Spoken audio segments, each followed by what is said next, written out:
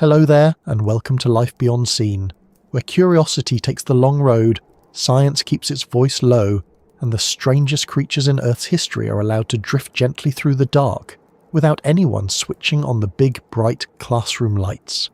Tonight, we're going down into an ocean that no human being has ever seen.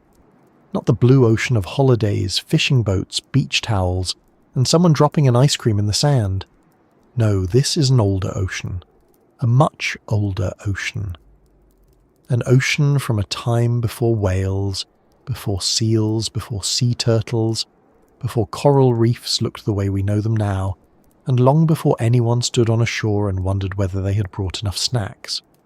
This ocean belonged to the Paleozoic world, a world that can feel almost familiar at first because it still had water, waves, mud, storms, shells, and hungry things moving through the shallows, but the longer you look at it, the stranger it becomes. There were no dolphins slicing through the surface, no great white sharks circling below, no plesiosaurs with long necks, because even the age of dinosaurs was still far away. Instead, the seas were filled with animals that looked as if nature was still testing its tools. Some crawled under heavy armour, some waved soft limbs from hard shells, some looked like shields with legs, and one of them looked, quite honestly, like an alien weapon that had been misplaced on the seabed. That creature, or rather that group of creatures, is known as Orthocerida, a name that sounds a little like someone tried to name a Roman emperor after a piece of laboratory glassware. Orthocerida were ancient straight-shelled cephalopods, distant relatives of today's squid, octopuses, cuttlefish, and nautiluses. They were not fish, they were not sea reptiles, they were mollusks, but not the quiet garden snail sort of mollusk that minds its own business on a damp leaf.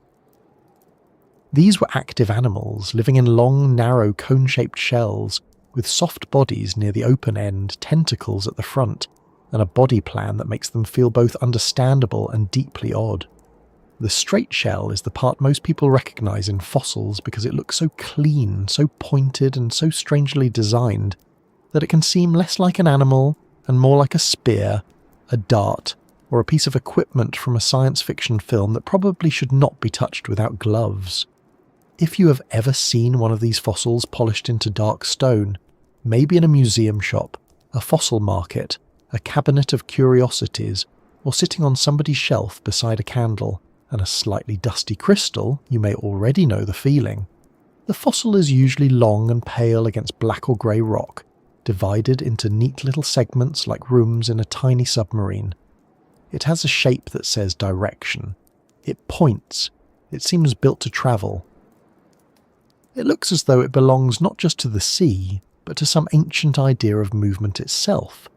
And that is a lot of drama for something that spent most of its life simply trying to eat, breathe, float correctly, and avoid becoming lunch for something even more unreasonable.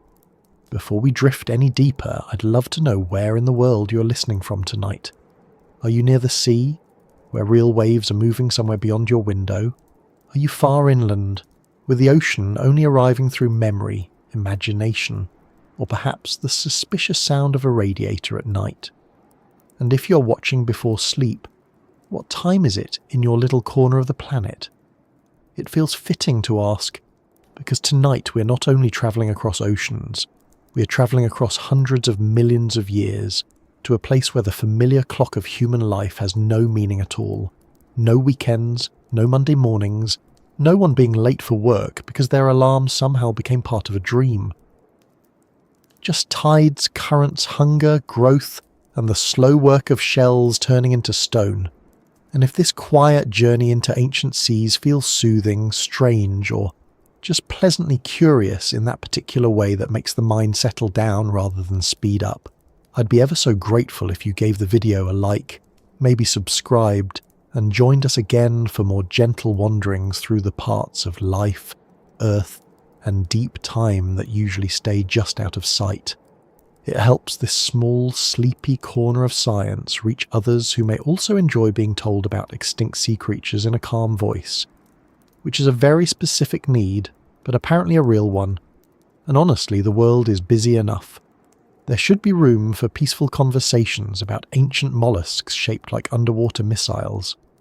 Now, I should say right away that Orthocerida were not monsters in the movie sense. They were not lurking with evil plans. They were not waiting below the waves with glowing red eyes and a grudge against submarines, which would have been difficult anyway, because submarines were running several 100 million years late. The word monster here belongs more to the imagination than to the animal itself. It is the feeling we get when something from Earth's past looks so unfamiliar that our brain struggles to place it. We know it was natural, but it does not look ordinary. We know it was an animal, but it does not look like the animals we meet in daily life. It sits in that strange little gap between biology and nightmare, between fossil and prop department, between how fascinating and please do not let that be alive behind me. Orthocerida lived in seas that existed long before modern oceans had their present cast of characters. They are often described as straight-shelled nautiloids, and that comparison helps a little, because the modern nautilus still carries a chambered shell and still belongs to the cephalopod family tree. But a nautilus shell curls into a smooth spiral, like a neat little sleeping moon. Orthocerida, by contrast, kept things straight. Their shells grew as long cones, sometimes modest, sometimes impressive, divided internally by walls called septa. Through those chambers ran a tube called a siphuncle, which helped control buoyancy by moving fluid and gas in ways that allowed the animal to manage its position in the water. It is a very clever system, and also a little unfair, because most of us struggle to control our buoyancy after a large dinner. Picture it gently, not as a horror scene, but as a slow reconstruction in the mind. A long, tapered shell extends backward from the animal like a rigid tail. Near the wider front opening, a soft body rests inside the living chamber. Tentacles reach outward, searching, tasting, grasping. The creature moves through a dim ancient sea, perhaps not with the speed of a modern squid, but with enough control to hunt, retreat, rise, sink, and drift. Water passes through a funnel, and by pushing water out, the animal can move itself in the opposite direction. Jet propulsion, long before engines, long before rockets, long before anyone had the excellent and terrible idea of making airport security lines. This is one of the reasons Orthocerida can look so mechanical to us. Their shells had repeated chambers, clean internal divisions, and a form that seems almost engineered. But it was not metal. It was not built in a factory. It grew, layer by layer, as part of a living body. The shell recorded the animal's development, its changing size, and after death, if conditions were right, it could rest in sediment until minerals replaced or preserved the remains.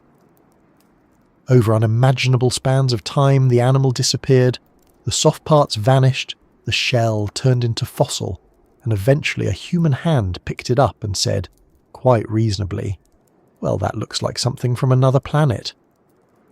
There is something especially powerful about fossils like these because they do not show us the whole animal.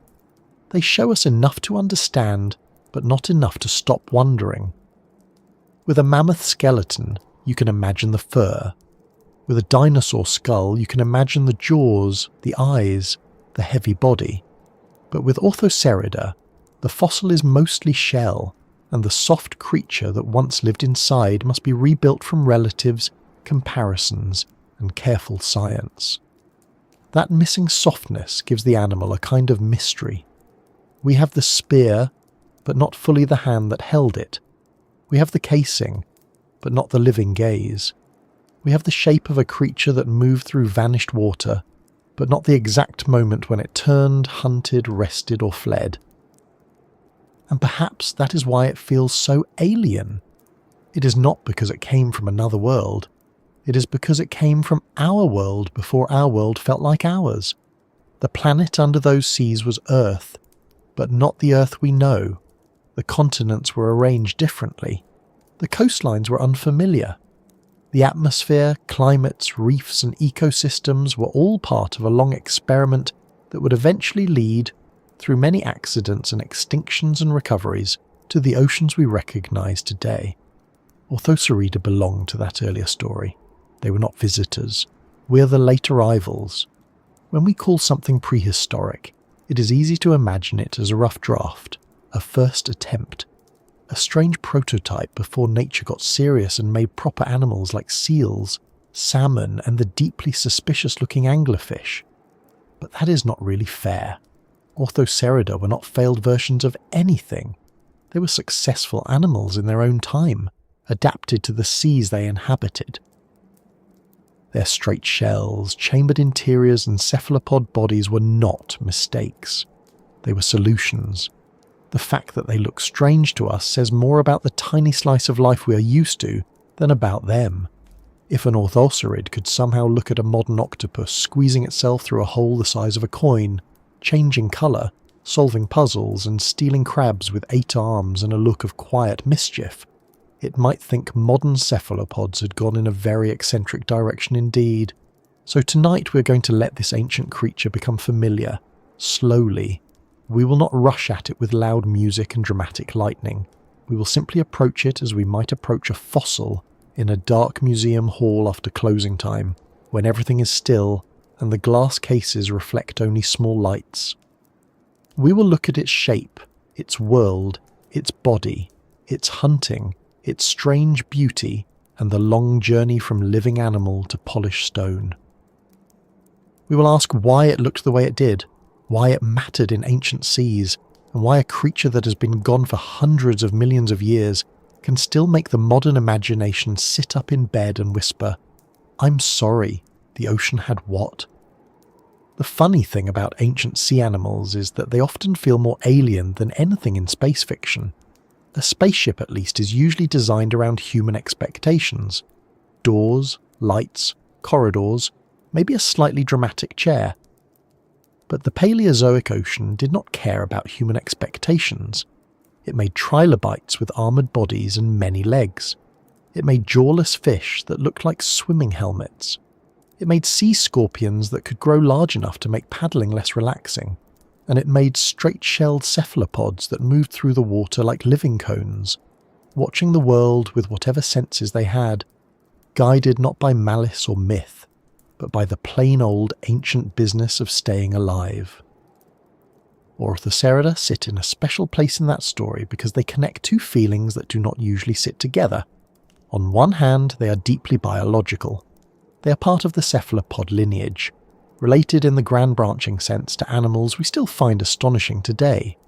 On the other hand, they look almost unnatural. The long straight shell can resemble a blade, a lance, a rocket, or a weapon dropped from orbit into a warm, shallow sea by someone who absolutely should have filled out the proper paperwork. That mixture of natural history and strange design makes them perfect companions for a sleepy journey. They are odd enough to hold the mind, but old enough to quiet it. Nothing about them is urgent now. Their seas are gone, their bodies are gone, their shells have done all the hurrying they ever needed to do. There is also comfort, strangely, in studying something so ancient. Our daily concerns can feel large because they are close. A message unanswered, a bill arriving, a meeting tomorrow, a noise in the kitchen that's probably nothing unless it is the cat, in which case it may be several things. But deep time changes the scale. It does not erase life's worries, and it should not. But it places them beside older rhythms, sediment settling, shells growing, seas rising and shrinking, creatures appearing, thriving, changing and vanishing. Orthocerida remind us that life has been strange for a very long time.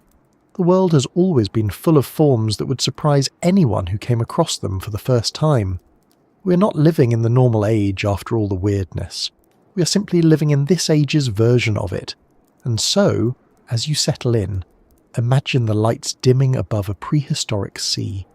Not night exactly, because we're far below the familiar surface, where sunlight has already been softened by water. Particles drift like dust in a quiet room. The seabed is uneven, with patches of mud, shell, reef, and shadow.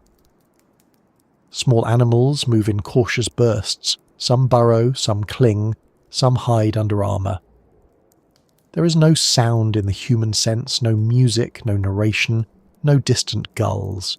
Just pressure, movement, chemical traces, and the slow traffic of ancient life. Then, from the dimness, a shape appears. Long, straight, pale, tapered. The front end is alive with soft parts, but the rest stretches backward as a shell divided into hidden chambers. It does not look like a fish. It does not look like a crab. It does not look like anything you would expect to meet while having a nice paddle. It glides, or drifts, or pulses forward. Perhaps it is hunting. Perhaps it is moving to safer water. Perhaps it is doing something ordinary that only looks dramatic because we are seeing it from a distance of hundreds of millions of years. That is one of the tricks of paleontology. Everyday life, once fossilized and made ancient enough, becomes mysterious. A shell that once simply helped an animal live becomes a message from another world inside our own. A predator looking for food becomes a sea monster. A chambered cone becomes an alien weapon. But beneath the dramatic shape was an animal doing what animals do. Growing, sensing, reacting, surviving. It didn't know it was ancient. It did not know it would become fossilized. It did not know that one day, soft modern mammals with blankets, electric lights, and complicated sleep schedules would stare at its remains and feel a little shiver of wonder. It simply lived in its sea, in its moment, under a sky and above a sea floor that have both changed beyond recognition. That is where our journey begins tonight. With a creature that looks impossible at first glance, but becomes more understandable the closer we look. A straight shell in a vanished ocean. A cephalopod before the world knew squids as we know them. A living spear, not made for war, but for water. And as we drift closer to it, slowly and carefully, the first thing to understand is the part that made it famous. The long, strange shell that looks so clean and deliberate, so unlike the messy softness of life that it almost seemed built rather than born. The first thing most people notice about Orthocerida is the shell. Not the tentacles, not the eyes, not the soft living body, because those parts are almost always gone. Soft tissue is a poor correspondent across deep time. It rarely sends postcards. The shell, though, stayed behind, and it stayed behind in such a striking shape that it can almost distract us from the animal itself. Long, straight, tapered, divided inside into neat repeated chambers, it looks less like something that grew in a sea and more like something drawn with a ruler by a very serious engineer who did not believe in curves. That straightness is what gives Orthocerida their uncanny look. Many shells we know today are curled, rounded, bumpy, lopsided or gently spiraled. Snail shells twist, nautilus shells coil, clamshells fold together like small stone wallets. But the shell of an orthocerid stretches out in a clean cone, wider at the front and narrowing toward the back. It has direction built into it.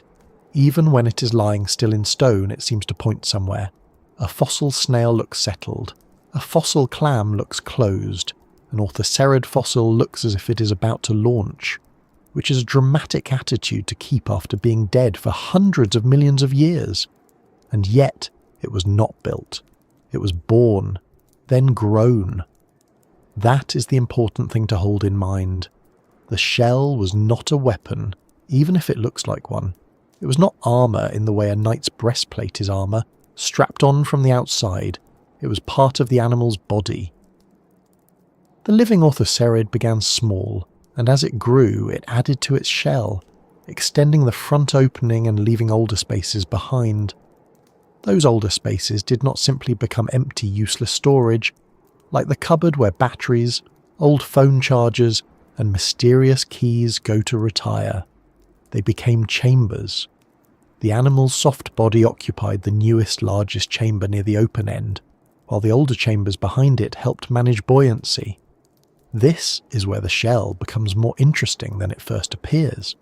From the outside, it is a cone.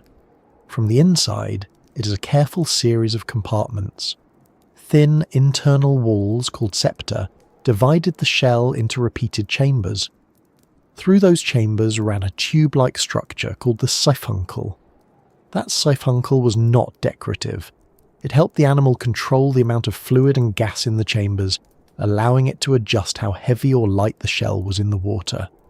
In simple terms, it was part of the creature's flotation system. Not a life jacket exactly, and not a submarine ballast tank in the modern mechanical sense, but close enough that the comparison is useful if we keep it gentle and do not imagine an orthocerid wearing a captain's hat. Think about the problem this animal had to solve. A shell is useful, but it is also heavy. A long shell can protect the body, create structure, and provide stability, but if it is too heavy, the animal sinks. If it is too buoyant, the animal may bob upward in ways that are not helpful, especially if it is trying to hunt rather than drift about like an awkward party balloon. The chambered shell gave orthocerids a way to balance themselves in the water. By changing the contents of the chambers, the animal could control its position more effectively. It could keep from simply dropping to the sea floor. It could remain suspended in the water column. It could live as an active creature rather than a pointy paperweight. That alone is enough to make the shell impressive, but there is another reason it feels so strange to us. The repeated chambers are often visible in fossils, especially when the stone has been cut and polished. You see line after line, segment after segment, each one marking an older part of the animal's shell. It looks organised. It looks measured. It looks almost too regular. This is why polished orthocerid fossils sometimes feel more like ancient technology than ancient biology.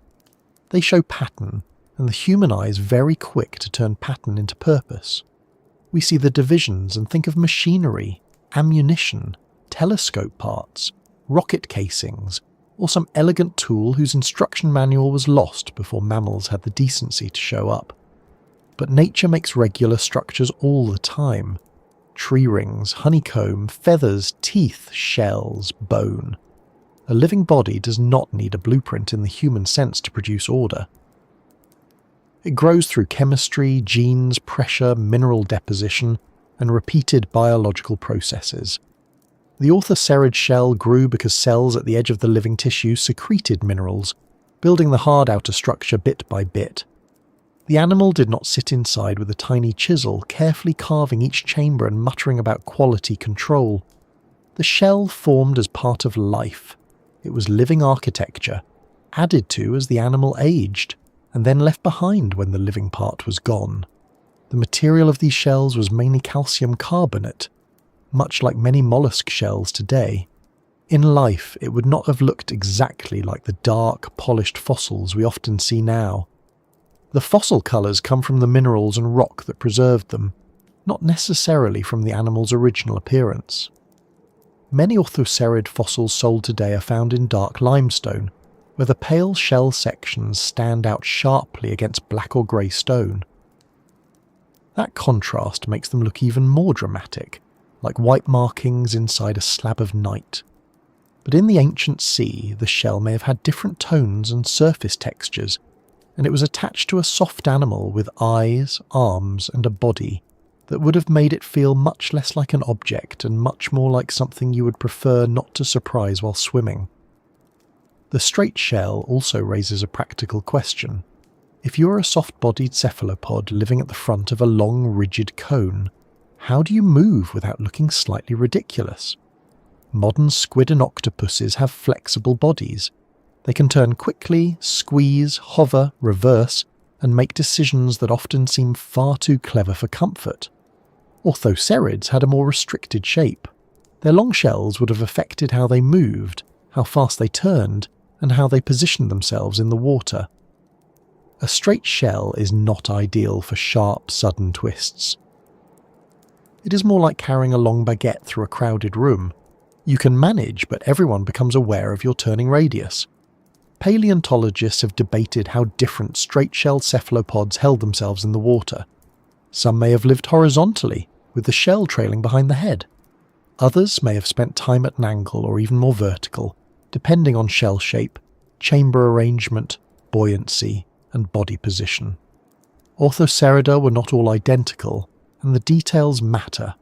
Still, for the sleepier imagination, it is enough to picture a long-shelled animal balanced in the water, not flopping helplessly, not darting like a modern squid, but moving with a controlled, somewhat stiff grace.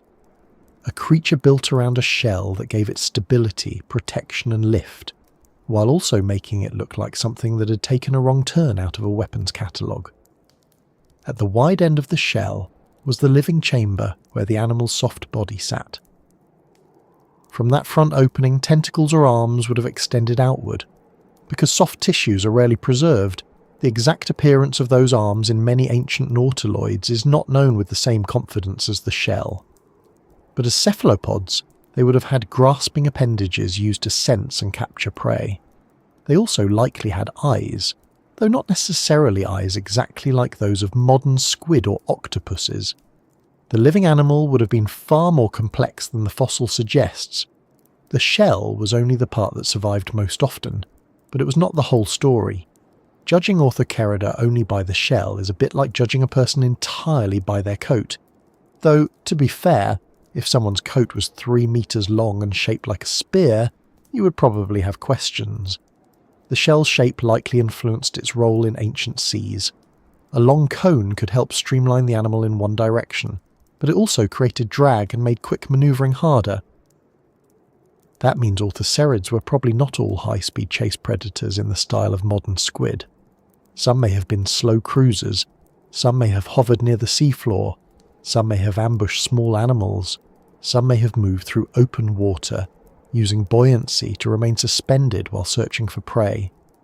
The details would have varied across different species, sizes and environments. Orthocerida existed over a long span of time, and the name covers a group rather than one single creature with one single lifestyle. It is less like describing one animal, and more like describing a family of ancient designs that kept trying different versions of the same basic idea. Soft cephalopod at the front, straight-chambered shell behind, ancient ocean all around.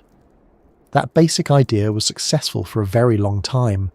Straight-shelled cephalopods appeared early in the history of complex marine ecosystems and became important animals in Paleozoic seas. Their fossils are found in many places around the world, and some are so common in certain limestones that entire surfaces can look scattered with them. To us, a slab full of orthocerid fossils may look like a collection of strange white darts frozen in black stone. To the ancient sea floor, those shells were simply remains settling into sediment, one after another, as generations of animals lived and died in the water above. There is something calming about that, if we let it be calming. The fossil that seems so strange in a shop or museum was once part of an ordinary life. It was not trying to be mysterious. It was not trying to become a conversation piece. It was not waiting to be polished into a decorative slab for someone's desk, though it has managed that career change quite well. It was a body structure used by an animal that needed to float, feed, grow and survive. The shell's beauty now comes partly from the fact that it was practical then. The chambers inside the shell tell a story of growth. When the animal became too large for the chamber it occupied, it extended the shell forward and created a new living space. The old chamber was sealed off behind it, then another and another. Over time, the shell became a record of the animal's increasing size. Not a diary with feelings, no little entry saying, "Today I captured a trilobite and felt quite pleased," but a physical record all the same. Each chamber marks a stage in the animal's life. Each wall is a boundary between what was once living space and what became part of the buoyancy system. Growth became structure, structure became fossil, fossil became evidence, evidence became wonder. The siphuncle running through those chambers is especially important because it separates a chambered shell from a simple hollow cone. Without the siphuncle, the old chambers would not have been as useful for buoyancy control. With it, the animal could influence the fluid inside. Modern nautiluses still use a similar principle, though their shells are coiled rather than straight. They can adjust buoyancy by changing the fluid and gas balance in their shell chambers. This does not happen instantly. It is not like pressing an elevator button and smoothly rising to the third floor where ancient snacks are served. It is a biological process, slower and subtler, but it works well enough to help the animal maintain its position in water. In Orthocerida, the exact placement and shape of the sipuncle varied among forms, and those details help paleontologists classify different groups. To a specialist, the internal structure of the shell is full of information. The angle of the septa, the size of the sipuncle, the shell's taper, the surface markings, the shape of the living chamber, all of these can matter. To the rest of us, it may simply look like a beautiful pointed fossil. That is one of the pleasures of paleontology. The same object can be both simple and complicated depending on how long you look. At first, it is a strange shell. Then it is a flotation device. Then it is a growth record. Then it is a taxonomic puzzle. Then, if you stay too long in the museum, a guard may politely remind you that the building is closing. The shell also creates an illusion of toughness. Because fossils are stone, we imagine the original animal as stone-like too. But the living shell was mineralized and hard, not rock. It could break, it could be damaged, it could be attacked. Ancient seas had predators, scavengers, and plenty of opportunities for misfortune. A long shell may have protected the animal's soft body from some threats, but it was not invincible. Damage seen in some fossil shells can show repair, suggesting that animals survived injuries and continued growing. That idea makes them feel more alive. Not perfect spears moving through perfect water, but animals with accidents, recoveries, and perhaps the ancient equivalent of having a very bad Tuesday. It is also worth noticing what the shell did not do. It did not make Orthocerida into fish. It did not give them bones. It did not make them vertebrates. They were mollusks, part of a group that also includes clams, snails, and modern cephalopods. This can feel surprising because a long orthocerid shell does not look emotionally related to a clam. But life's family tree is not arranged by what looks sensible to us at first glance. A squid and a snail are both mollusks, even though one can jet through the water, and the other may spend an entire afternoon making slow progress across a garden pot. Cephalopods are the fast, active, highly developed branch of that larger mollusk story, and orthocerids were early members of that broader cephalopod world. Their straight shells help show us one path cephalopod evolution took before the rise of the more familiar forms. Today, when we think of cephalopods, we often think of softness, flexibility, intelligence, camouflage, and arms moving in ways that make the animal seem almost liquid. Orthocerida remind us that cephalopods also have a long history of shells. Before the shell was reduced or internalized in many later forms, it could be large, external, and central to the animal's whole way of life. The alien-looking weapon was, in a sense, an old cephalopod solution to living in the sea. And what a solution it was! A shell that protected and floated, a body that could move by pushing water, appendages that could grasp prey, chambers that could change the animal's relationship with gravity. This was not simple life. It was not primitive in the lazy sense of that word. It was ancient, yes, but ancient does not mean crude. In its own environment, this design worked. It worked well enough to spread, diversify, and leave fossils that still catch our attention today. The reason the shell feels built rather than born may also come from its symmetry. Human-made tools often rely on straight lines and repeated parts. A spear shaft is straight. A rocket is straight. A drill bit has direction. A bullet has a front and a back. When we see a fossil with that same clear geometry, our brain places it among objects before it places it among animals. A curled shell says creature, because we are used to creatures making curls. A straight cone with internal divisions says device. But biology does not avoid straight lines just because they make us uncomfortable. If straightness works, life can use it. Still, there is a slight awkwardness to the design from our point of view. Imagine being an animal whose home and flotation system extend behind you in a long rigid spike. Backing up, turning around, slipping into tight spaces, all of this becomes more complicated.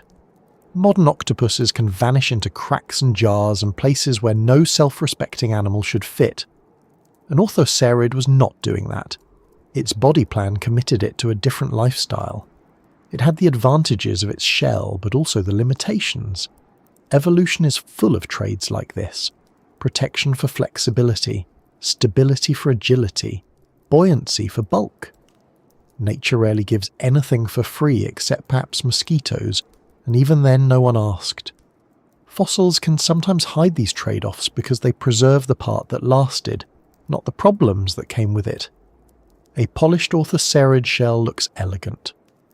In life, the animal had to manage that elegance every second. It had to keep itself balanced, oriented and alive in moving water. It had to hunt without hands in the human sense, without jaws like a fish, without fins like a shark, and without the compact body of a squid. It had its own equipment and its own limits. The shell was both gift and burden. There is a useful comparison with the modern nautilus, though we should not make the comparison too exact. Nautiluses are living cephalopods with external chambered shells.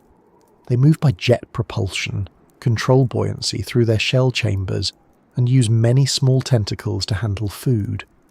They are sometimes called living fossils, which is a phrase scientists use carefully, because modern nautiluses are not unchanged leftovers from the past. They have their own evolutionary history. Still, they give us a living glimpse of how a chambered cephalopod shell can function.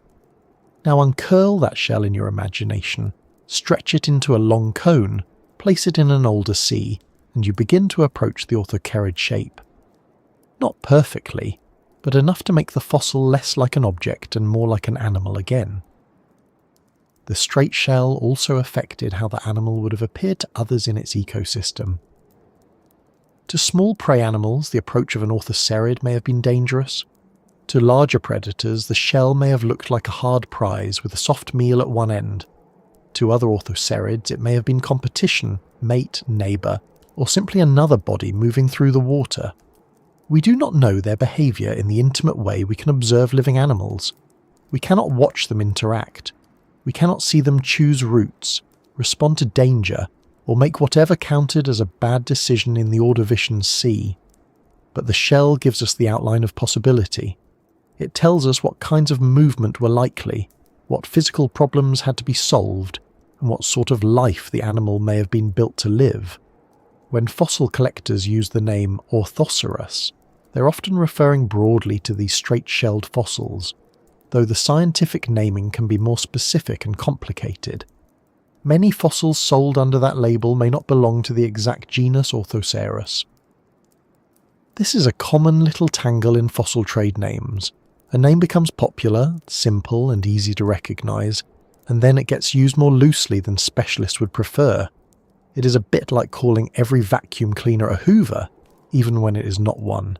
Except the vacuum cleaner is a Paleozoic cephalopod, and has been dead since before flowers existed. The important point for our journey is that the straight-shelled form itself is real, widespread and extraordinary, even if the label on a shop display sometimes smooths over the details. A single fossil shell may be only a few centimetres long, small enough to hold in your hand. Others were much larger, and some straight-shelled cephalopods from related groups reached truly impressive sizes. These large forms would have been among the more striking animals in their seas. A long shell moving through the water with a soft, tentacled body at the front would have looked unlike almost anything alive today, not because it was supernatural. Not because it was a monster in the shouting sense, but because its body plan belonged to a different marine world, one where the main experiments in active predation had not yet settled into the shapes we now find familiar. The shell is also a reminder that fossils are not simply dead things. They are leftovers of function. Every ridge, chamber, line and opening had a role, or came from a process. Even when we do not know every detail, we can ask practical questions. How did this help the animal float? How did it grow? How did it move? What did it protect? What did it cost? Those questions bring the creature closer. The alien weapon becomes a body. The body becomes an animal. The animal becomes part of a sea. And once you see it that way, the shell stops being just strange and becomes quietly clever. It allowed a soft-bodied cephalopod to occupy open water in a time when marine ecosystems were filling with new forms of life. It turned empty chambers into lifts. It turned mineral growth into balance. It turned a vulnerable body into something protected, visible, and mobile. It was not designed in the human sense, but it was shaped by survival. And survival can produce forms that look designed because failure has a way of removing the less useful drafts. So when you picture Orthocerida now, try not to picture only the polished fossil on a shelf, though that image is lovely in its own way. Picture the shell in use. Picture the chambers not as decoration, but as part of the animal's daily life. Picture the front opening with the soft body alive inside it. Picture water moving around the shell's length. Picture the animal adjusting its buoyancy, rising slightly, sinking slightly, steadying itself. Picture tentacles testing the water ahead. The straight shell no longer sits as an object. It becomes a working part of a living creature. And then, because the mind cannot resist the comparison, you may still notice that it looks like a spear. That is all right.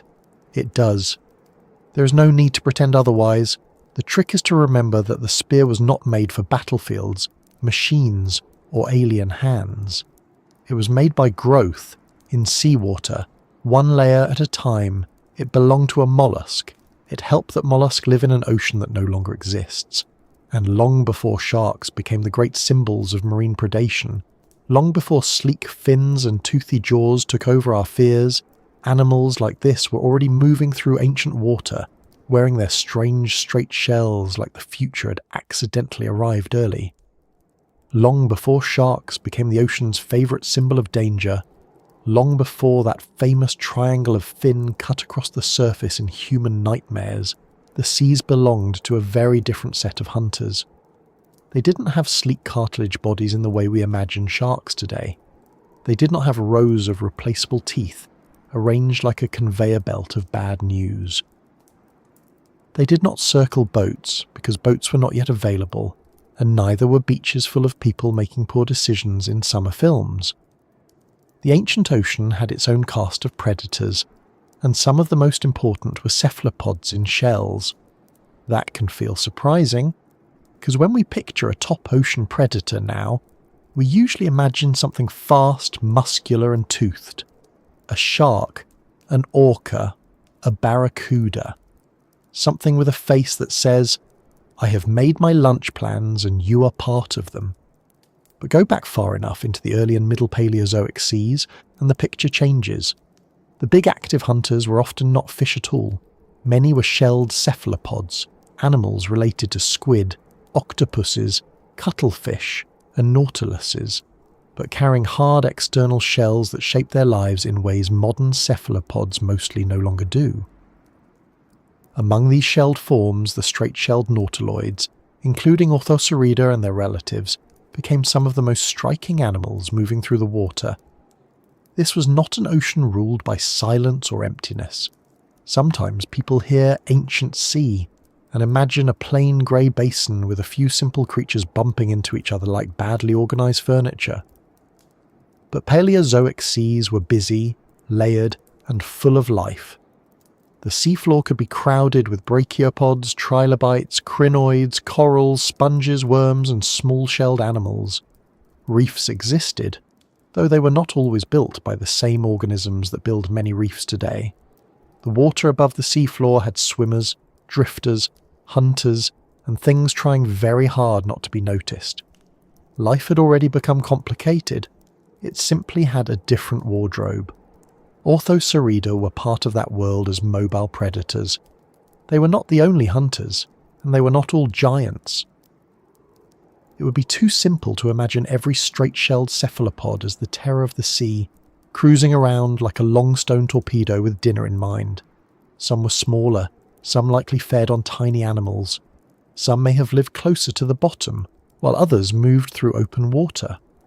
But as a group, these straight-shelled cephalopods appeared during a time when the marine food web was still being built into something more active, more competitive, and more dangerous. The ocean was learning, in a sense, how to be an ocean full of chases. Before sharks became famous, even before jawed fishes grew into their later variety and power, cephalopods had already made a major move. They had become swimmers, not just bottom crawlers. That was a big step.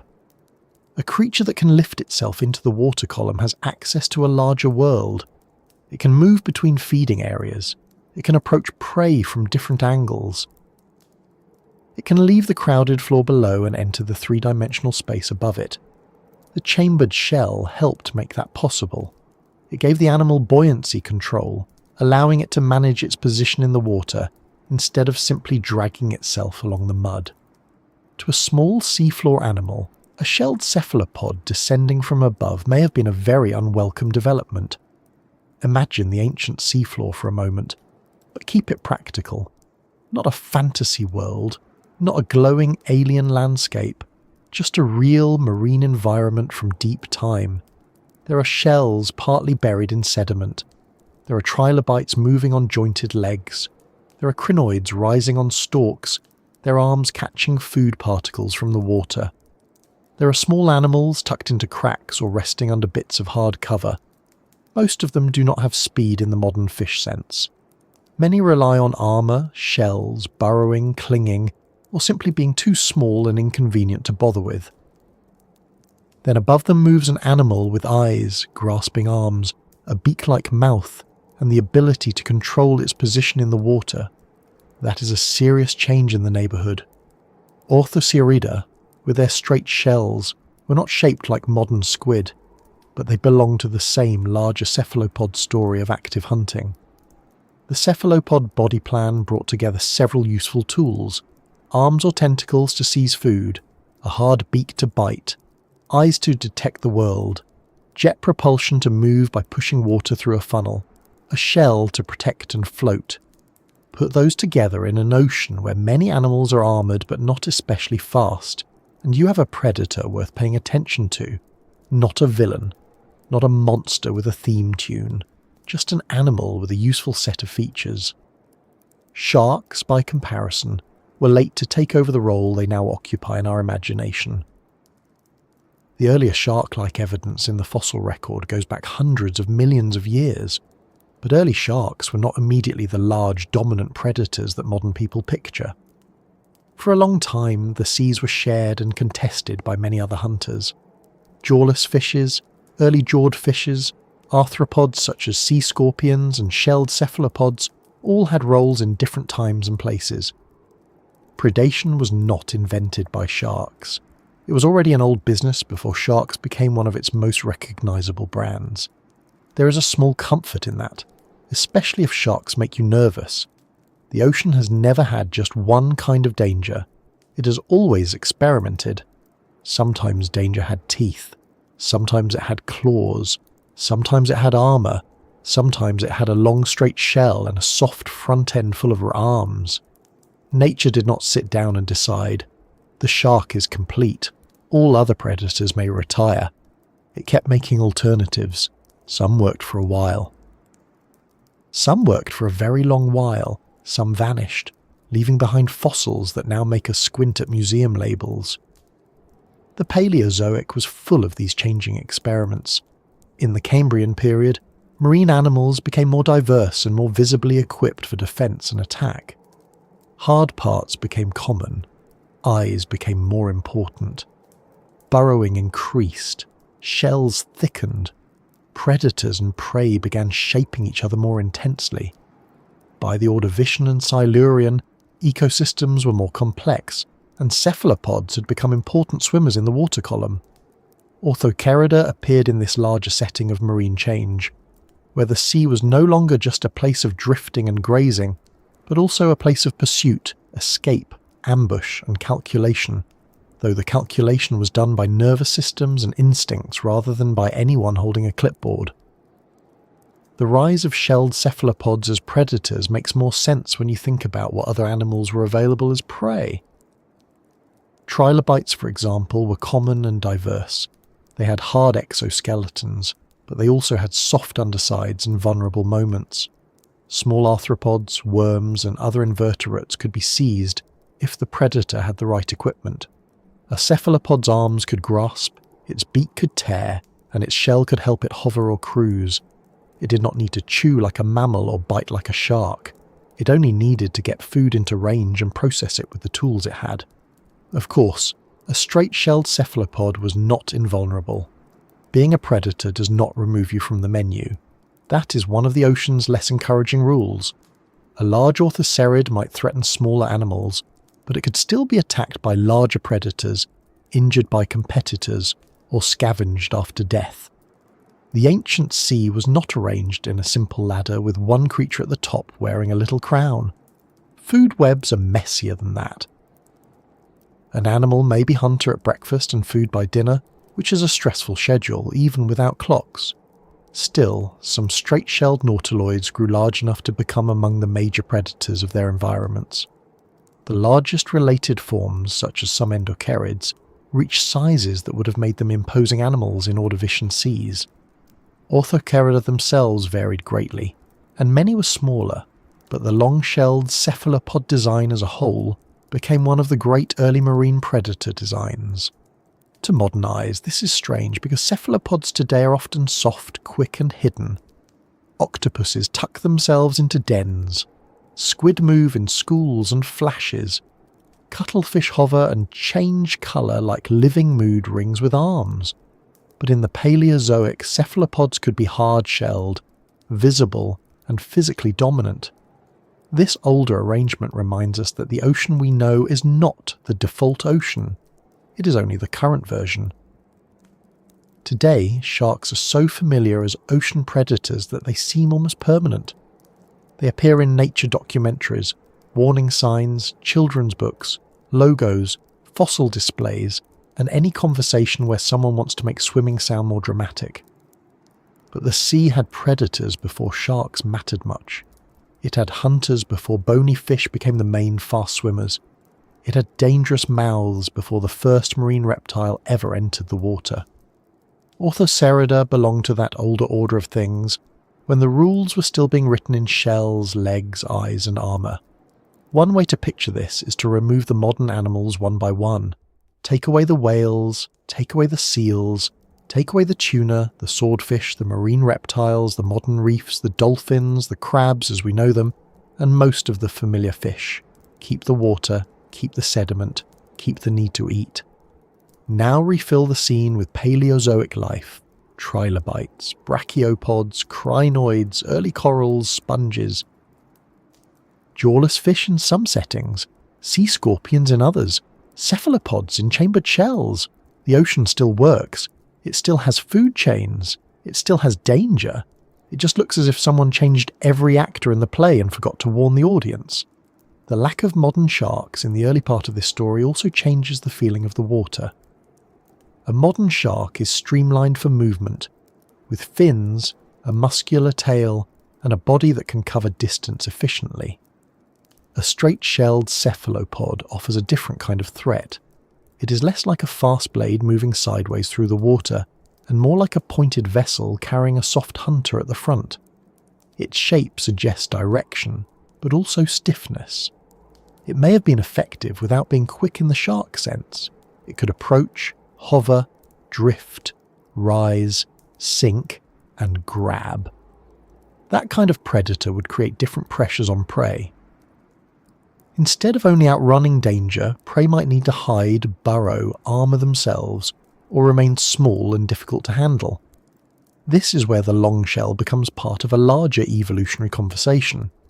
When predators improve, prey respond. When prey develop better defences, predators face new problems. Shells become thicker, spines appear, burrowing becomes useful, eyes sharpen, movement changes. The fossil record shows not just isolated animals, but a long argument between bodies. Orthocerida were part of that argument. Their straight shells and active cephalopod bodies were one answer to the problem of finding food in ancient seas. The armoured and hiding animals around them were other answers to the problem of not becoming food. Nobody wins forever. That is the important rule. The arrival and later diversification of jawed fishes changed the situation. Fish with jaws could bite in new ways. Their bodies became more powerful and varied. Placoderms, early sharks, and other jawed vertebrates began to occupy roles that would eventually reshape marine ecosystems. In the Devonian, often called the Age of Fishes, jawed fishes became especially diverse and important. By then, the sea was changing again. Cephalopods did not vanish, of course. Far from it. Their lineages continued, branched, coiled, adapted, and eventually produced the extraordinary forms we know from later periods and from the modern ocean. But the early Paleozoic moment when nautiloid cephalopods were among the major free-swimming predators belongs to a world before the familiar fish-dominated ocean fully arrived. It is easy to make this sound like a clean handover, as if Orthocerida ruled first, then sharks walked in, adjusted their fins, and took the office. But evolution is rarely that tidy. These groups overlapped. Different environments had different predators. Some straight-shelled cephalopods continued long after early sharks appeared. Some fish were small and not especially dominant at first. Some cephalopods remained successful while other predators rose around them. It was not a throne being passed from one king to another. It was more like a crowded market where every stall keeps changing its products, and occasionally one of the stalls grows teeth. That messiness is more accurate and also more interesting. Orthocerida did not need to be the only predators to matter. They mattered because they were part of an early phase in the history of active marine hunting. They show us that complex predator-prey systems were already well underway long before the ocean looked modern. Their fossils are reminders that cephalopods were not always the flexible, mostly shell-less animals we think of now. They once carried architecture with them. They once moved through the sea as chambered hunters. Some of them looked like spears. Some of them likely behaved more quietly than their shape suggests because ancient predators, like modern ones, probably spent much of their time not attacking anything at all. That is another detail worth keeping. Predators are often portrayed in their most dramatic moments. Jaws open, arms spread, prey captured, water disturbed. But real predators spend a lot of time waiting, cruising, conserving energy, missing opportunities, avoiding danger, and making ordinary movements from one place to another. An Orthocerid did not spend every moment as a terror. Sometimes it was simply there, balanced in the water, its shell chambers doing their quiet work, its body responding to light, current, scent, vibration, or movement. It may have drifted above the seafloor while small animals went about their own urgent business below. It may have missed more meals than it caught. It may have been cautious. The fossil looks dramatic because it has lost all its ordinary moments. The absence of humans from this scene also helps. There is no one to name the animals yet. No one calls them monsters. No one calls them Orthocerida. No one holds up a fossil and says it looks like an alien weapon. Those are our reactions added much later. In the Paleozoic sea, the animal was not strange. It belonged there completely. The trilobite did not think, "What an unusual cephalopod design." The small-shelled prey did not pause to consider taxonomy. Everything simply lived among the forms available at the time. The weirdness is ours, and it comes from looking backward from a very different ocean. When we say, before sharks ruled the water, then we're really talking about a shift in imagination. We are stepping away from the modern symbol of the shark and making room for older kinds of power. Power in a chambered shell, power in buoyancy, power in arms and beaks rather than fins and teeth. Power that looks less familiar, but was no less real to the animals around it. The sea has never needed our favourite shapes in order to be dangerous. There is something almost charming about Orthocerida in this role. Not cute, exactly. A long-shelled cephalopod with grasping arms is not the sort of creature you would tuck into a basket with a ribbon, but charming in the way old solutions can be charming. It handled the ocean with the tools evolution had given it. It did not know that later predators would be faster, sleeker, or more famous. It did not know that sharks would become celebrities of fear while straight-shelled cephalopods would become polished fossils in gift shops. It simply occupied its world, and that world was full of change. Over millions of years, continents shifted. Sea levels rose and fell. Extinctions removed some lineages and opened space for others. New predators appeared. Old designs were modified or abandoned. Coiled shells became more common in some cephalopod groups. Fish diversified. Marine ecosystems grew more complex in different ways.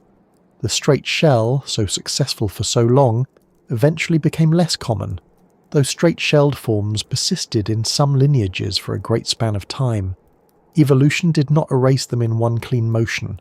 It thinned them, replaced them, worked around them, and left their remains in rock. For tonight, though, we can leave them alive a little longer. Not as fossils yet, not as ornaments, but as animals moving through water before sharks took over the main role in our imagination. The ancient sea is dim around them. The seafloor is busy.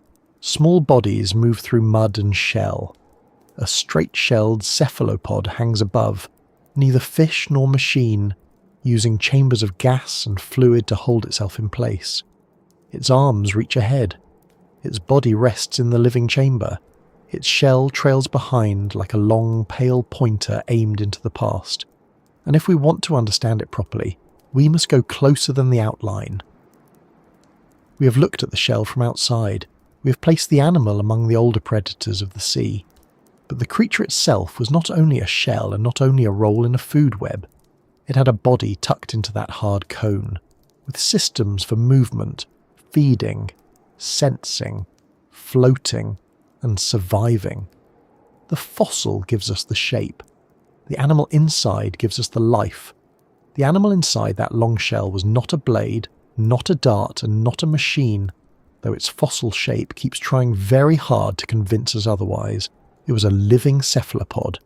That means it belonged to the same broad family story as squid, octopuses, cuttlefish, and nautiluses, which is a wonderfully strange family reunion when you think about it. On one side you have the modern octopus, soft, flexible, clever, able to pour itself through a gap that looks far too small. On another, the squid, quick and streamlined, moving with sudden bursts through open water. Then, much farther back in the family album, there is Orthocerida, sitting there with a long straight shell like someone brought a spear to a mollusk gathering and insisted it was normal. To understand this creature properly, it helps to begin at the front because that is where most of the living animal was.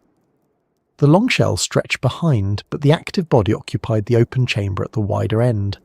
This space is called the living chamber, which is a helpful name because paleontology is not always that kind. The living chamber held the soft body, the head, the feeding parts, and the organs that needed to stay close to the outside world. Behind it lay the older chambers of the shell, divided off and no longer occupied by the main body. Those rear chambers formed what is known as the phragma cone, a word that sounds as if it might be found in a dusty wizard's cupboard, but really means the chambered part of the shell used in buoyancy. So, the animal was not stretched through the whole shell like toothpaste inside a tube. That is a tempting image, but not the right one. The soft body was mainly near the front. The rest of the shell was more like a built-in flotation structure, made from chambers left behind as the animal grew. The creature lived at the front of its own growing history. Every older chamber behind it had once been closer to the front when the animal was smaller, then sealed away as new shell was added. This is one of those details that makes the fossil feel less like an object and more like a life. The shell was not just a container. It was a record of becoming larger. At the opening of the shell, arms or tentacles would have extended into the water. Because Orthocerida are extinct and their soft parts rarely fossilized, we have to be careful about drawing them too neatly. We should not imagine we know the exact number, length, texture, or arrangement of every arm as if a helpful orthocerid once sat for a portrait. But as cephalopods, these animals would have had grasping appendages at the front. Those appendages were used for sensing and feeding, reaching into the water ahead of the shell, touching, holding, and pulling prey toward the mouth. It was not a face like a fish's face. It was not a jawed snout charging forward. It was a soft, armed front end extending from a hard, straight shell, which is perhaps even stranger. Somewhere among those arms was the mouth, and inside that mouth was likely a hard beak, as in other cephalopods. A cephalopod beak is one of nature's more unsettling little tools. It resembles a parrot's beak in broad shape, but it belongs to a soft-bodied marine animal, which feels like the sort of thing that should have been mentioned earlier in the paperwork. Modern squid and octopuses use their beaks to bite and process food. Ancient shelled cephalopods likely used a similar structure for feeding, though again the exact details depend on the animal and the preservation. The fossil shell may look smooth and quiet, but at the living end there was a practical little cutting tool. This is where Orthocerida becomes less like an alien weapon and more like an animal that had to solve everyday problems. It needed to get food. It needed to avoid danger. It needed to move. It needed to stay balanced. It needed oxygen. It needed to grow without making its shell useless. There is nothing magical about those needs. They are the same basic pressures that shape animals now. The difference is that Orthocerida answered them with a body plan that no longer swims through our seas.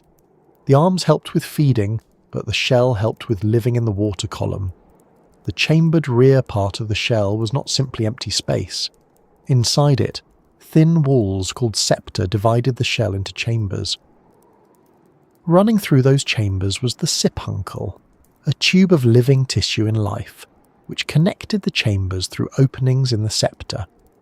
This tube helped regulate the fluid inside the chambers.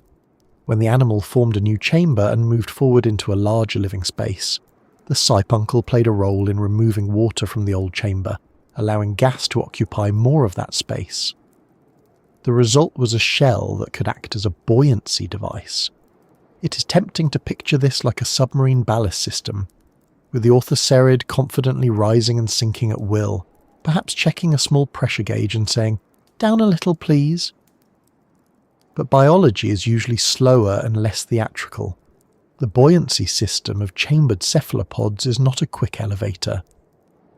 In living nautiluses, the chamber system helps the animal maintain buoyancy by managing liquid and gas, but rapid vertical movement still depends on swimming and behaviour, not simply pressing an internal up button. Orthocerida likely face similar physical limits. The chambers helped offset the weight of the shell and body. They helped the animal avoid sinking like a stone.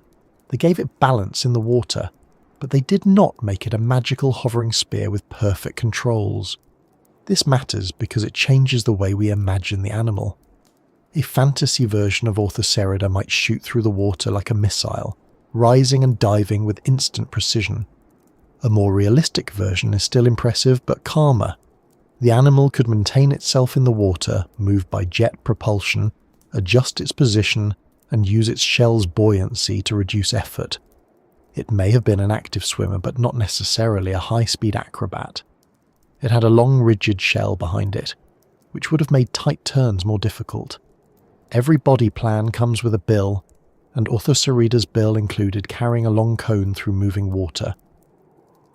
The way it moved would have depended partly on a structure called the hypernome, or funnel, a feature known in cephalopods that allows water to be expelled from the body to create jet propulsion. In modern cephalopods, the animal takes water into its mantle cavity and then pushes it out through the funnel, moving itself in the opposite direction. Ancient nautiloids are generally understood to have had a similar basic method of movement, though the exact details of the soft anatomy are hard to know because soft tissues almost never preserve well. Still, the idea is simple enough. Water goes one way, the animal goes the other. It is one of the ocean's older tricks, and it works without propellers, batteries, or anyone saying, "We may experience some turbulence." Picture the living arrow now, but not as a weapon. Picture it as a long-shelled animal suspended in the ancient sea. The shell trails behind. The living body faces forward. The arms reach out. Water moves into the body cavity and is pushed out through the funnel. The animal shifts backward or changes position. The chambers in the shell help keep it from being too heavy. The siphuncle quietly maintains the inner balance. Nothing about this is simple, even if the fossil appears clean and plain. One of the most important questions is how Orthocerida held itself in the water. Did it swim horizontally, with the shell trailing straight behind like a long tail? Did it hang at an angle? Did some forms spend more time vertical or partly vertical? Paleontologists have studied shell shapes, chamber positions, weight distribution, and comparisons with other cephalopods to work out likely orientations, but the answer can vary among different straight-shelled forms. A long cone with buoyant chambers behind and a heavier body at the front has to be balanced carefully. If the rear of the shell were too buoyant, it might lift upward, leaving the animal nose down in the water. If the front were too heavy, the animal would need some way to counter that. Some fossil cephalopods developed internal deposits in parts of the shell, probably helping with balance and orientation. This is a lovely reminder that the shell was not just an outside shape. It had internal adjustments.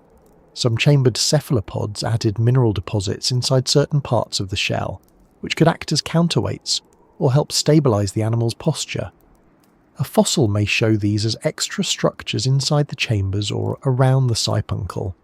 To us, it may look like odd mineral filling. To the animal, it may have been the difference between steady movement and spending life, tilted like a badly packed suitcase.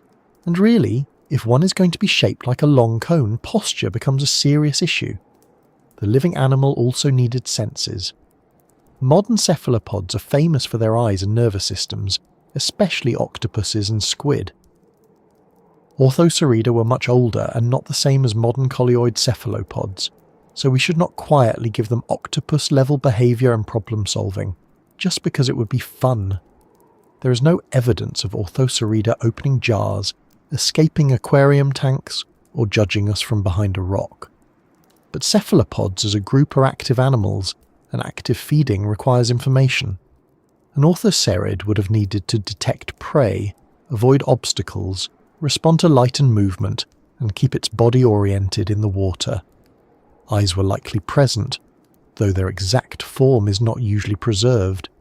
It probably sensed the world through a mix of vision, touch, and chemical cues, as marine animals so often do.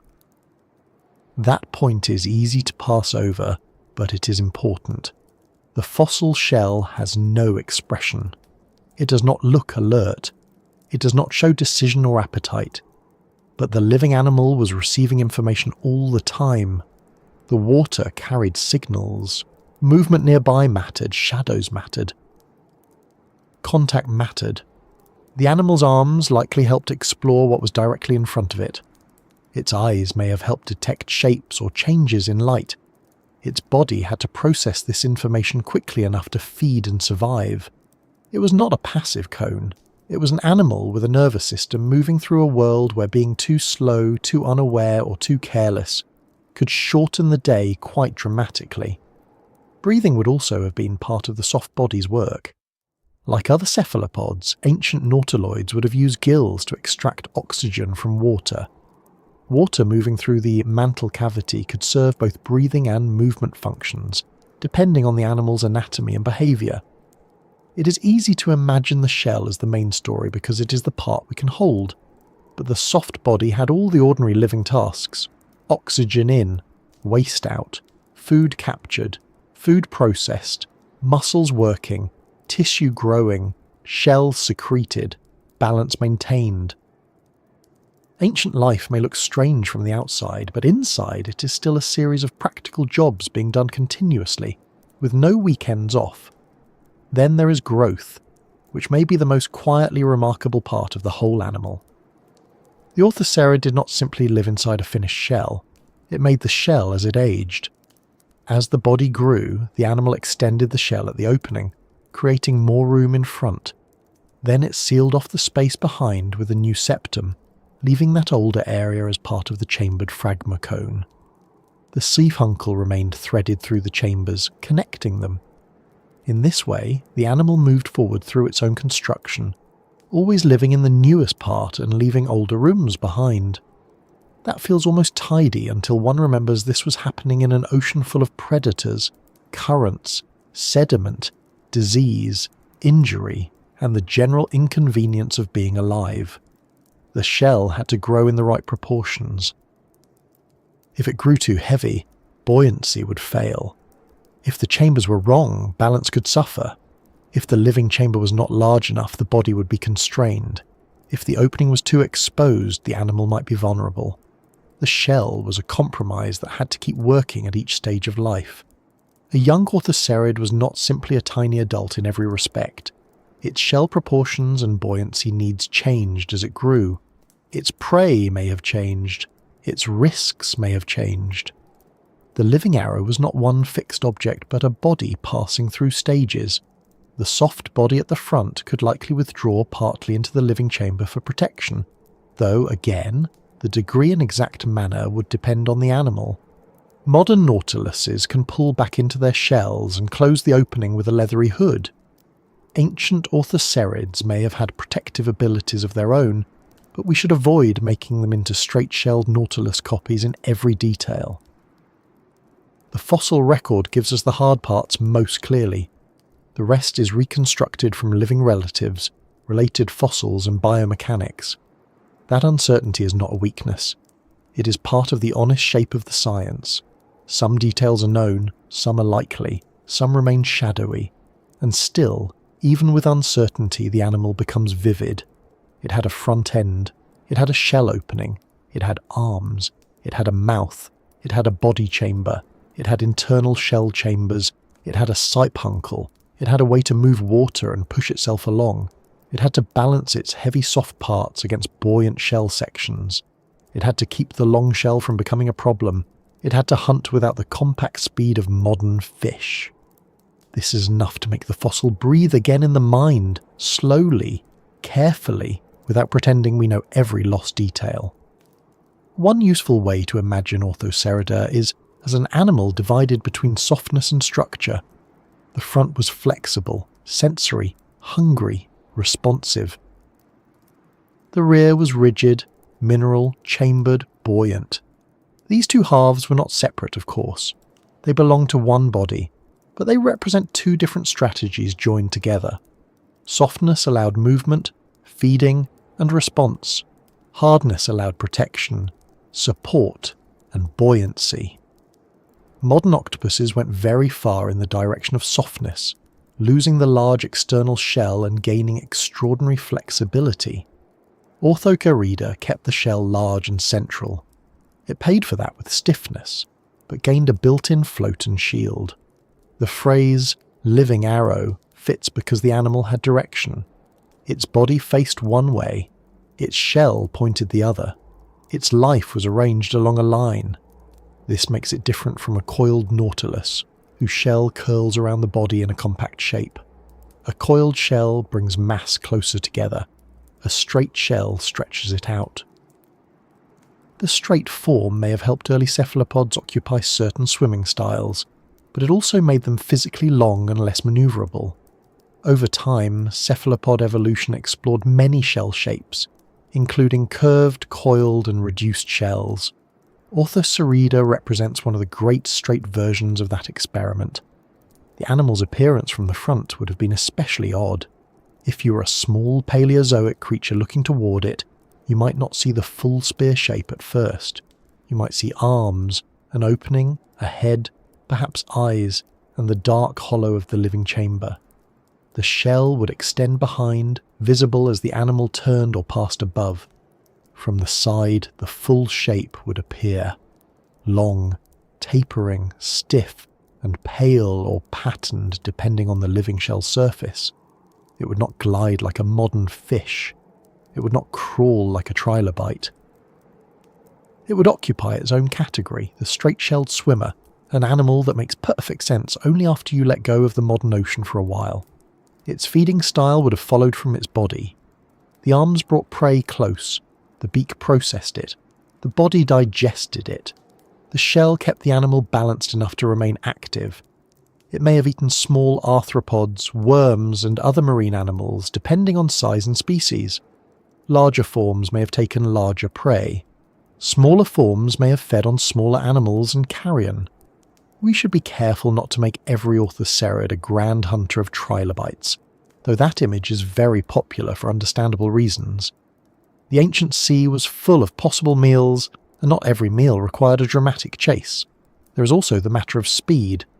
Modern squid can be extremely quick, but Orthocerida carried an external shell. That shell created drag and limited flexibility.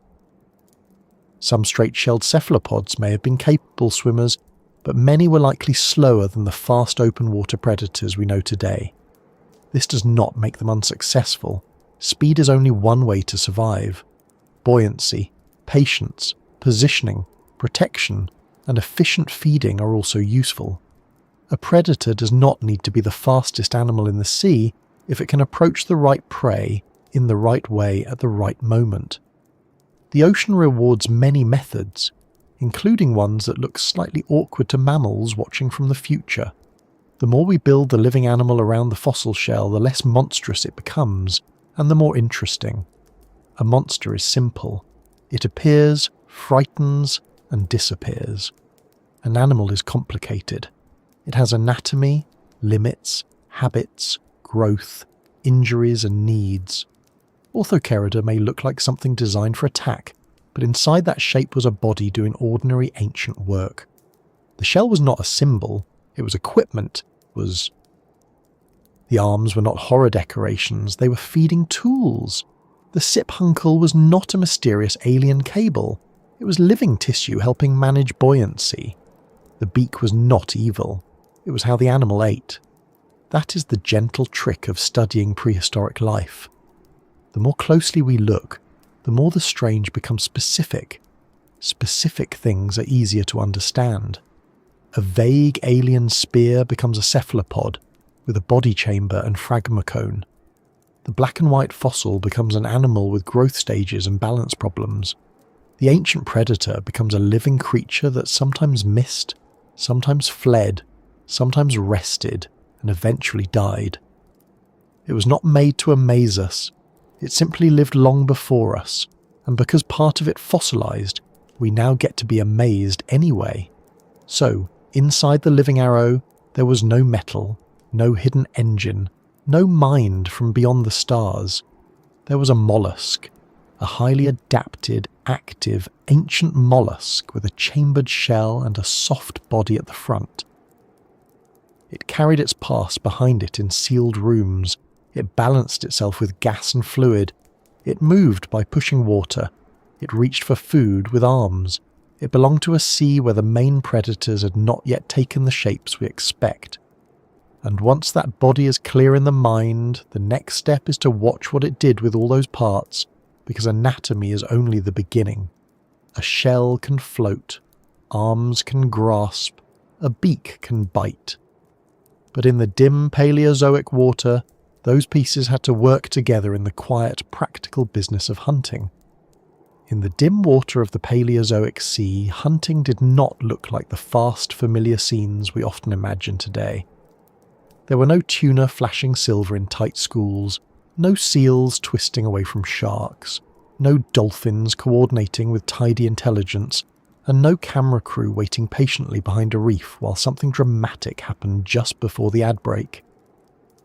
The ancient ocean moved to different rules. Many animals were slow, armoured, attached, half-buried, or built for holding their place rather than racing through open water. In that world, Orthocerida did not need to behave like a modern shark to be dangerous. It only needed to be good at being itself. That means we should not picture every Orthocerid as a lightning-fast spear shooting through the water. The shell makes that tempting, because a long pointed object always looks as though it wants to fly at something.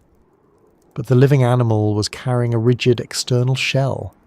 That shell helped it float, helped protect it, and gave it structure, but it also made turning and sudden movement more difficult. A modern squid can bend, twist, and accelerate in ways that would be awkward for an animal attached to a long cone. Orthocerida had to hunt with the body it had, not the body that would look best in a dramatic animation. So imagine the hunt as something slower and more controlled. The animal hangs in the water above the seafloor or moves through it with measured bursts. Its chambered shell keeps it from sinking too heavily. Its soft body sits at the wide end of the shell. Its arms reach forward into the water, testing, sensing, waiting for contact. The shell trails behind like a long counterweight. Water passes into the body and is pushed out through the funnel when the animal needs to shift position. It does not need to roar forward. It only needs to close the distance enough for its arms to do their work. The prey around it would have been very different from the animals that fill modern oceans. There were trilobites crawling over sediment, small arthropods moving in cautious paths, worms hidden in mud, brachiopods fixed or resting in place, small-shelled creatures, and many soft-bodied animals that rarely fossilized clearly. Some prey could burrow, some could curl up, some had armor, some could cling tightly. Some may have relied on being small, flat, or inconvenient. It was not an easy buffet. The ancient sea may have looked slow, but slow animals are not automatically helpless. Anyone who has tried to remove a stubborn jar lid understands that not moving quickly can still be an effective defense.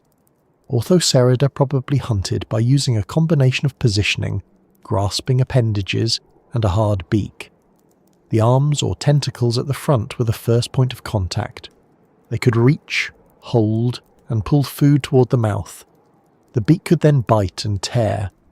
This is one of the most important things to remember when imagining its feeding. Orthocerida did not need shark teeth because it had cephalopod tools. A beak is compact, strong, and useful for dealing with prey that has soft parts or openings in hard coverings. It was not chewing through the ocean with a mouthful of teeth. It was grabbing, holding, and cutting. A trilobite is often used in reconstructions as prey for straight-shelled cephalopods, and that image makes sense in a broad way. Trilobites were common, armoured, and part of many Paleozoic seafloor communities. But it is best not to imagine every orthocerid spending all day dramatically wrestling trilobites like a tiny prehistoric sports event. Diets probably varied by size, species, environment, and opportunity. Smaller orthocerids likely ate smaller prey. Larger ones could take more substantial animals. Some may have scavenged when the opportunity appeared, because nature is not proud. A dead meal is still a meal, and no ancient cephalopod was likely to refuse simply because it wanted a more cinematic moment. The shape of the shell may have affected the way Orthocerida approached prey. A long straight shell behind the body would make tight turning harder, so the animal may have relied on approaching from a useful angle rather than chasing prey in complicated loops. If it moved above the seafloor, it could look downward or forward for small animals. If it hovered near the bottom, it could reach into spaces or seize animals that came too close. If it lived more in open water, it may have taken small swimming prey or drifting animals. The exact method probably differed among the many forms placed within or near these straight-shelled cephalopod groups. One simple behaviour cannot explain all of them. Still, the general pattern is clear enough to imagine. It was a predator shaped by patience and positioning. It did not need to burst through the sea like a modern barracuda. It could conserve energy, remain balanced, and use the water itself to help carry its weight. Buoyancy was part of the hunt. By reducing the cost of staying above the bottom, the chambered shell allowed the animal to occupy a useful space between the seafloor and open water. That position matters. Predators that move above the bottom can approach animals from directions that bottom dwellers may not be built to watch closely. If most of your life is spent worrying about what is in front, behind, or beside you on the sediment, trouble arriving from above is a rude development. Light would have changed depending on depth, water clarity, and location. In shallow seas, there may have been enough sunlight for visual hunting. In deeper or murkier water, touch, chemical cues, and movement detection may have mattered more. We should be careful not to give Orthocerida perfect modern squid vision. but active cephalopods generally need decent ways to sense their surroundings. The animal had to find food, avoid obstacles, and respond to danger. It was not blindly drifting until lunch bumped into it, although in the ocean, lunch sometimes does bump into things, which must be one of the few advantages of being patient. The arms at the front probably played a major role in close-range sensing. Modern cephalopod arms can be very sensitive, though Orthocerida may not have had the same type of arms as modern octopuses. Even so, the front appendages would have helped the animal explore what was near its mouth. In a world of shells, mud, and small moving bodies, touch is useful. Chemical sensing is useful too. Water carries information. A small injured animal, a disturbed patch of sediment, a living body nearby. All of these can leave traces. The ancient ocean was not silent to the animals that lived in it. It was full of signals, though not the sort we would notice without becoming a cephalopod, which would be inconvenient for most evening plans. When Orthocerida found prey, the actual capture may have been quick compared with the approach. The arms could spread, close, and hold. The animal might jet slightly to adjust position, then pull the prey inward. The beak would do the processing. If the prey had hard armour, the predator may have attacked softer parts, openings, edges, or smaller individuals that were easier to handle. An animal does not need to crush every shell in its path to be successful. It only needs to feed often enough to survive and reproduce. That is a much less dramatic goal, but evolution has always been more interested in results than in theatrical lighting. There is also the possibility of ambush. A straight-shelled cephalopod could have held position in the water, waiting for small animals to pass near enough. It may not have hidden in the way an octopus hides under rocks, because the long shell made that difficult, but it could still use stillness. Many predators are not constantly charging around. They wait. Waiting saves energy. Waiting lets prey make the mistake. Waiting is one of nature's oldest hunting techniques, and also one of the reasons a quiet room can feel suspicious when you know there is a cat in it. The ancient seafloor offered many small opportunities. An animal stirred sediment. Another emerged from a burrow. A trilobite moved across open ground. A small swimming creature passed too close. Orthocerida could shift forward, grasp, and feed. A successful hunt may have been brief, practical, and completely ordinary to the animal. No dramatic music, no slow motion, just contact, capture, bite, and digestion. We tend to add spectacle because the fossil looks spectacular, but most feeding in nature is not spectacle. It is routine. It happens because bodies need energy, and the ocean is a very large place full of bodies trying to borrow energy from each other without asking politely. The beak deserves another quiet look, because it changes how we understand the animal's danger. A shell fossil may look passive, but a beak means the living animal had a hard cutting structure at the centre of its soft front end. Modern cephalopod beaks can be strong enough to break or tear prey, and ancient cephalopods likely use similar hard parts for feeding. The beak would not always fossilise with the shell, so it can be easy to forget. But it was there in life, hidden among the soft parts, doing the unglamorous work of turning captured prey into food. There is something wonderfully odd about a mollusk with a beak. It feels as if nature mixed two drawers together and then decided not to tidy up because the result worked. Hunting also required avoiding becoming prey. This is where the shell again becomes important. A predator with a hard shell is not automatically safe, but it is less vulnerable than a completely soft-bodied animal. If attacked, the living body could withdraw at least partly into the shell opening depending on its anatomy. The shell itself could resist some bites, blows, or handling. But there were other predators in Paleozoic seas too. Large arthropods, other cephalopods, and later jawed fish could threaten smaller or weaker individuals. A young orthocerid may have been vulnerable. Even a larger one could be injured. The fossil record sometimes preserves damaged or repaired shells and shelled marine animals, reminding us that ancient life involved failed attacks, escapes, and recoveries. Not every encounter ended neatly. The long shell might have made Orthocerida visible. That is another trade-off. Armor can protect you, but it can also announce you. A soft octopus can hide by changing colour and squeezing into a den. A straight shell several times the length of the body is not the easiest thing to tuck behind a pebble. If Orthocerida relied on open water movement or hovering near the bottom, it may have been more exposed than animals that burrowed or hid. That made sensing danger important. A predator that cannot turn quickly must notice trouble early enough to move away.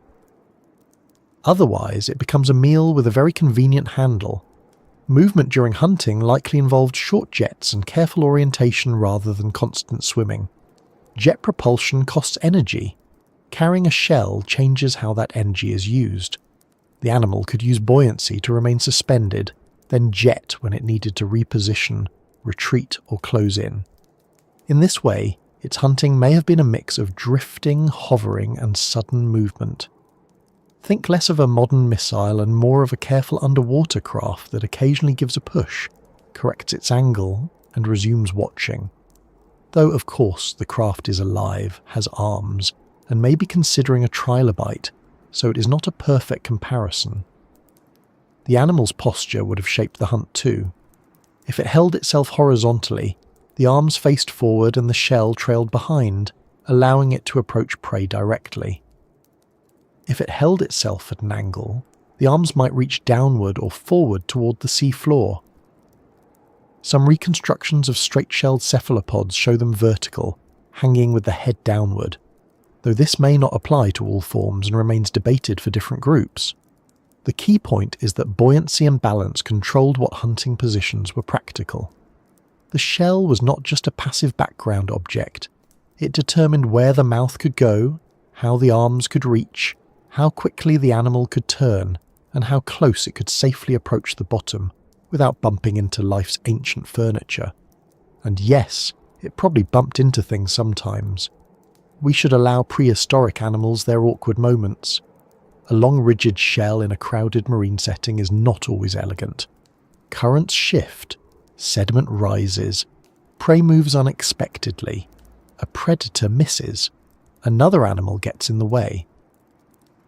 The tidy fossil does not show us the failed grabs, the clumsy turns, or the moments when an orthocerid perhaps found itself badly angled near the seabed and had to correct with all the dignity available to a shelled mollusk.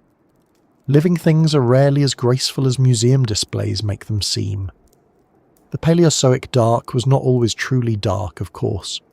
Many of these animals lived in shallow seas where sunlight could reach the water, but dark fits in another sense. It was a world dark to us, because we cannot observe it directly. We reconstruct it from shells, rocks, traces, comparisons, and physics. The hunt of Orthocerida is not something recorded on film. It is inferred. We know the shell. We know cephalopod anatomy in broad terms. We know the likely presence of arms, a beak, a funnel, and buoyancy chambers. We know the kinds of animals sharing those seas. From these pieces, a behaviour appears, not as a certainty in every detail, but as a careful outline. That carefulness matters. It is easy to make ancient animals too confident in our imagination. We give them exact speeds, exact prey, exact behaviours, and dramatic personalities. But the real science is more patient. It says this animal could float because of its chambered shell. It could move by jet propulsion because of its cephalopod body plan. It likely used arms and a beak to capture and process food. Its shell shape would affect movement and posture. Its prey probably included smaller marine animals available in its environment. That may sound less exciting than saying, it ruled the sea with unstoppable power, but it's also more interesting because it leaves the animal real. Orthocerida likely lived in a world where hunting was often close range. Modern open water predators may chase prey across distances, but a rigid-shelled cephalopod probably gained much from being near enough to seize. Arms are useful only within reach. A beak is useful only after prey is brought to the mouth. So the problem was distance. How does a long-shelled animal get close enough? It can approach slowly. It can drift with currents. It can hover near places where prey moves. It can use cover from seafloor structures if available. It can target animals that are slow, distracted, injured, or poorly defended. These are not glamorous methods, but they are reliable ones. Prey animals, in turn, were not waiting politely. Trilobites could enroll, curling their bodies to protect softer parts. Burrowing animals could disappear into sediment. Shelled animals could close or resist. Spiny forms could be difficult to handle. Some animals may have detected water movement and moved away. The hunt was a negotiation between equipment. The predator had arms, beak, mobility, and perhaps good senses. The prey had armour, hiding places, small size, numbers, or quick escape over short distances. Each encounter depended on details that no fossil can fully preserve. There may have been scavenging too, and it is worth saying this gently because scavenging has an undeservedly poor reputation. Humans like predators to be bold and dramatic, as if every meal must be won in a duel. But in nature, a carcass is useful energy. Many active predators also scavenge. If an orthocerid came across dead or injured animals, it may have fed without complaint. This does not make it less impressive. It makes it realistic. Even modern lions scavenge when they can, and they have not lost their reputation, though they do have better public relations than most mollusks. The hunting life of Orthocerida also depended on size. A small individual, perhaps only a few centimetres long, lived in a very different world from a much larger one. Small predators hunt tiny prey and avoid a long list of larger threats. Larger individuals can tackle bigger food but become more visible and must manage greater shell mass. Young animals may have occupied different parts of the water column or eaten different things than adults. This is common in marine life. A creature's role can change as it grows. The fossil shell, with its chambers marking growth, hints at those changing stages, though it cannot tell us every meal along the way. Reproduction would have fed into this cycle, though details for Orthocerida are not well known. Modern cephalopods have varied and often complex reproductive strategies, but we cannot simply copy those behaviours backward. What we can say is that generations of orthocerids lived, grew, hunted, reproduced and died in ancient seas long enough to leave abundant fossil evidence in many places. Each fossil shell represents an individual that succeeded for at least some time. It survived long enough to build that shell chamber by chamber, while the sea around it offered food and danger in equal measure. There is a quiet beauty in the ordinary repetition of that life, hunt, miss. Drift, adjust, feed, grow, seal a chamber, build forward, avoid a larger predator, heal damage if possible, continue. The animal did not know it was part of a grand evolutionary story. It did not know that one day people would compare its shell to alien technology. It did not know that sharks would later dominate our idea of ocean danger. It lived in immediate tasks. That is how most life has always been lived. Not as a symbol, not as a legend, but as a body dealing with the next practical problem. The Paleozoic ocean could be dangerous without being loud. Much of its drama happened at small scales and slow speeds. A worm emerging from sediment, a trilobite crossing exposed ground, a cephalopod adjusting its angle above the bottom, a sudden reach of arms, a brief struggle, then stillness again. From far away, the scene might look calm. Up close, it is full of decisions, reactions, and consequences. This is one of the reasons ancient ecosystems are so absorbing. They remind us that danger does not need modern shapes, it only needs hunger and opportunity. Orthocerida hunted in that space between patience and action. Its shell gave it access to the water column. Its arms gave it reach. Its beak gave it a way to process prey. Its funnel gave it movement. Its senses gave it contact with the world. None of these features alone made it successful. Together they formed a workable predator for a sea, before the familiar age of fast fish and famous sharks. It was not perfectly designed, no animal is. It was good enough for its time, and good enough can last for millions of years. As we watch it in the mind, the long shell no longer seems only strange. It becomes part of a hunting method. The pointed form helps hold the animal in a line. The chambers keep it balanced. The front end remains ready. The ancient sea around it is full of small lives, each one trying not to become part of another. Somewhere below, a trilobite moves across the sediment. Somewhere beside it, a small-shelled animal shifts. The Orthocerida adjusts itself with a push of water. It does not rush. It does not need to. The distance closes slowly, and in that dim Paleozoic world, the living arrow becomes not a weapon from somewhere else, but one of Earth's own early answers to the question of how to hunt in the sea. And to understand that hunt even better, we need to widen the view around it, because no predator makes sense alone. Orthocerida belonged to a whole ocean world, with coastlines, reefs, mudflats, currents, prey, rivals, and dangers of its own. The animal's shape tells us how it moved, but the world around it tells us why that shape mattered. The world around Orthocerida was not simply a backdrop. It was not a painted blue screen behind the animal, while it performed the important work of being strange. The ocean it lived in shaped everything about it. The water, the seafloor, the prey, the rivals, the chemistry, the climate, the continents, the reefs, the mud, the currents, all of it mattered. A creature like Orthocerida only makes sense when we place it back into the sea that made room for it. And that sea was not one single ocean scene. Orthocerida and its straight-shelled relatives lived across long spans of Paleozoic time, and during those millions upon millions of years, Earth changed again and again. Continents shifted, shallow seas advanced over land and retreated, reefs rose and collapsed, extinctions removed some animals and left space for others. The ocean was never still, even when the fossils now lie very still indeed, neatly arranged in limestone as if they have finally agreed to behave. When we picture the world Orthocerida haunted, the first thing to change in the mind is geography. The continents were not arranged the way they are now.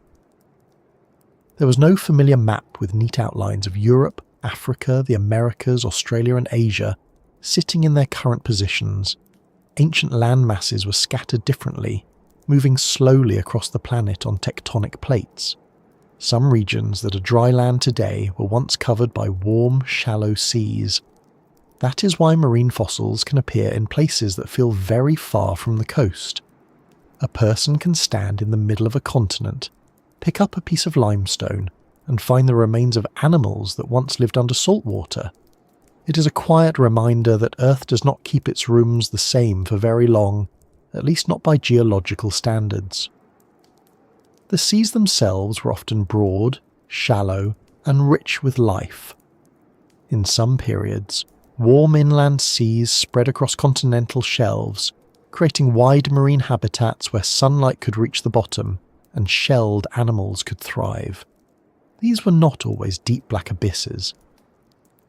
Many orthocerids likely lived in shallower marine settings, where carbonate mud, shell debris, reefs, and clear water could form the kind of rock that later preserves fossils so well. The idea of an alien-looking hunter moving through a sunlit tropical sea is somehow even stranger than imagining it in darkness. It means the ancient monster did not always belong to shadow. Sometimes it may have moved through bright water over pale sediment, looking thoroughly unreasonable in excellent lighting. The seafloor was crowded in ways that would look both familiar and unfamiliar. There were brachiopods, which at first glance resemble clams, though they are not clams. This is one of paleontology's favourite little jokes, though it does not laugh loudly. Brachiopods have two shells, but their anatomy is different from bivalve mollusks. They were extremely common in many Paleozoic seas, attached to the bottom or resting on it, filtering food from the water. There were crinoids too, animals related to starfish and sea urchins, though many looked like delicate flowers on stalks. This is why they are sometimes called sea lilies, which sounds peaceful until you remember they are animals with arms catching food particles, not plants quietly enjoying the view. There were trilobites, of course, those armoured arthropods that seem to appear whenever anyone opens a door marked Paleozoic. Trilobites crawled, burrowed, swam in some forms, enrolled for protection, and occupied many ecological roles. They were not one simple animal but a huge and varied group. Some were small, some were spiny, some had impressive eyes, some looked like they had been assembled from shields and patience. To Orthocerida, some trilobites may have been prey, some may have been too large or too well defended, and some may have simply been background traffic on the seafloor, moving through the ancient day with no interest in becoming part of a cephalopod's digestive plans. Sponges were there, corals were there in some settings, though Paleozoic reef communities were often built by different combinations of organisms than many modern reefs. Bryozoans formed branching or encrusting colonies. Mollusks, worms, algae, and many small creatures filled the spaces between larger forms. The ocean floor was not empty mud. It was an inhabited surface, a neighbourhood of filters, grazers, burrowers, clingers, and crawlers. Some lived stacked above one another in tiers, catching food at different heights in the water. Brachiopods near the bottom, bryozoans and corals above, crinoids lifting their arms higher still. It was almost like a quiet apartment building of feeding strategies, though with fewer arguments about parking. That tiered structure matters because it tells us the ancient sea was organised. Not consciously, of course. No crinoid attended a planning meeting. But ecological space was divided by height, feeding method, mobility, and body form. Animals found different ways to use the same water. Some filtered tiny particles, some grazed, some scavenged, some hunted. Orthocerida entered this layered world as a mobile animal with a shell that helped it occupy the water above and around the seafloor. It was not tied permanently to one rock or patch of mud. It could move, and movement changes everything. A moving predator creates pressure. It changes how prey behave. It rewards hiding, armour, spines, burrowing, alertness, and sometimes simply being small enough to be overlooked. The ocean world Orthocerida haunted was full of animals with hard parts, and those hard parts were not accidental decorations. Shells and exoskeletons helped protect bodies in a sea where being soft and exposed was often a brief career. The Paleozoic is famous for the rise and spread of shelly life, and when you look at a fossil slab full of brachiopods, trilobites, crinoid stems and cephalopod shells, you're seeing the remains of an ancient arms race. Not an arms race in the human military sense, though Orthocerida already looks far too eager to join that metaphor, but a long biological exchange between eating and not being eaten. The water above the seabed had its own traffic. Some animals swam actively, some drifted, some rose and sank. Some larvae or small forms moved with currents. Early fish were present in many Paleozoic seas, though they were not yet the dominant sleek swimmers we know from later oceans. Jawless fish appeared before jawed fish became widespread and powerful. Later, jawed vertebrates diversified and changed marine ecosystems in major ways. But in the older seas of Orthocerida's success, shelled cephalopods were among the most important active animals in the water column. That is difficult for the modern imagination because we are used to fish filling that role. The Paleozoic asks us to replace some of those fish with chambered mollusks, which is a bold casting decision.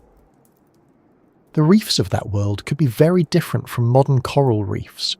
Today, when we hear reef, we may imagine bright fish, branching corals, sea turtles, and warm water full of colour. Paleozoic reefs could include sponges, stromatoporoids, tabulate and rugose corals, algae, and other organisms depending on the period. Some reefs were low, mound-like structures. Some formed more complex habitats. They created places to hide, attach, feed, and hunt. Around such structures, small animals could gather, and where small animals gather, predators eventually read the room. an orthocerid near a reef or hard-bottom community would have encountered a complicated three-dimensional landscape. It could not squeeze through tight cracks like an octopus. Its long shell made it a creature of open spaces, edges and approaches rather than hidden tunnels. But reef margins, channels and open patches around dense seafloor life may have offered opportunities. Prey moving between shelter and feeding grounds could be caught. Dead animals could be scavenged. Small swimmers could pass too close. The long shell did not make Orthocerida a reef crevice hunter. It made it something that moved along the larger spaces around the busy bottom, a watcher from the water just beyond the crowd. Mud flats and soft sea floors offered another kind of world. Here, animals burrowed, crawled, rested, and filtered. Tracks and trails might mark the sediment. Worms moved beneath the surface. Trilobites left traces. Shells accumulated after death and storms moved material around. A straight-shelled cephalopod, above such a bottom, may have searched for exposed animals or disturbed patches. It may have watched for movement, or sensed chemical signals from injured prey. It may also have had to avoid stirring too much sediment, because a cloud of mud is not helpful when one is trying to locate dinner. Though to be fair, many of us have opened a fridge in similar confusion. Storms would have mattered. Shallow seas are not always calm. Storm waves can disturb sediment, break shells, move carcasses, and bury animals rapidly. This kind of burial is often important for fossil preservation. A shell that lies exposed on the seafloor may be broken, dissolved, scavenged, or scattered. But if sediment covers it quickly, it has a better chance of entering the fossil record. Many orthocerid fossils are preserved because after death their shells settled, were buried, and over time became part of sedimentary rock. The living sea was active. The fossil sea becomes still only after the fact. Death in this world could be useful to others. When an orthocerid died, its soft body would decay or be eaten.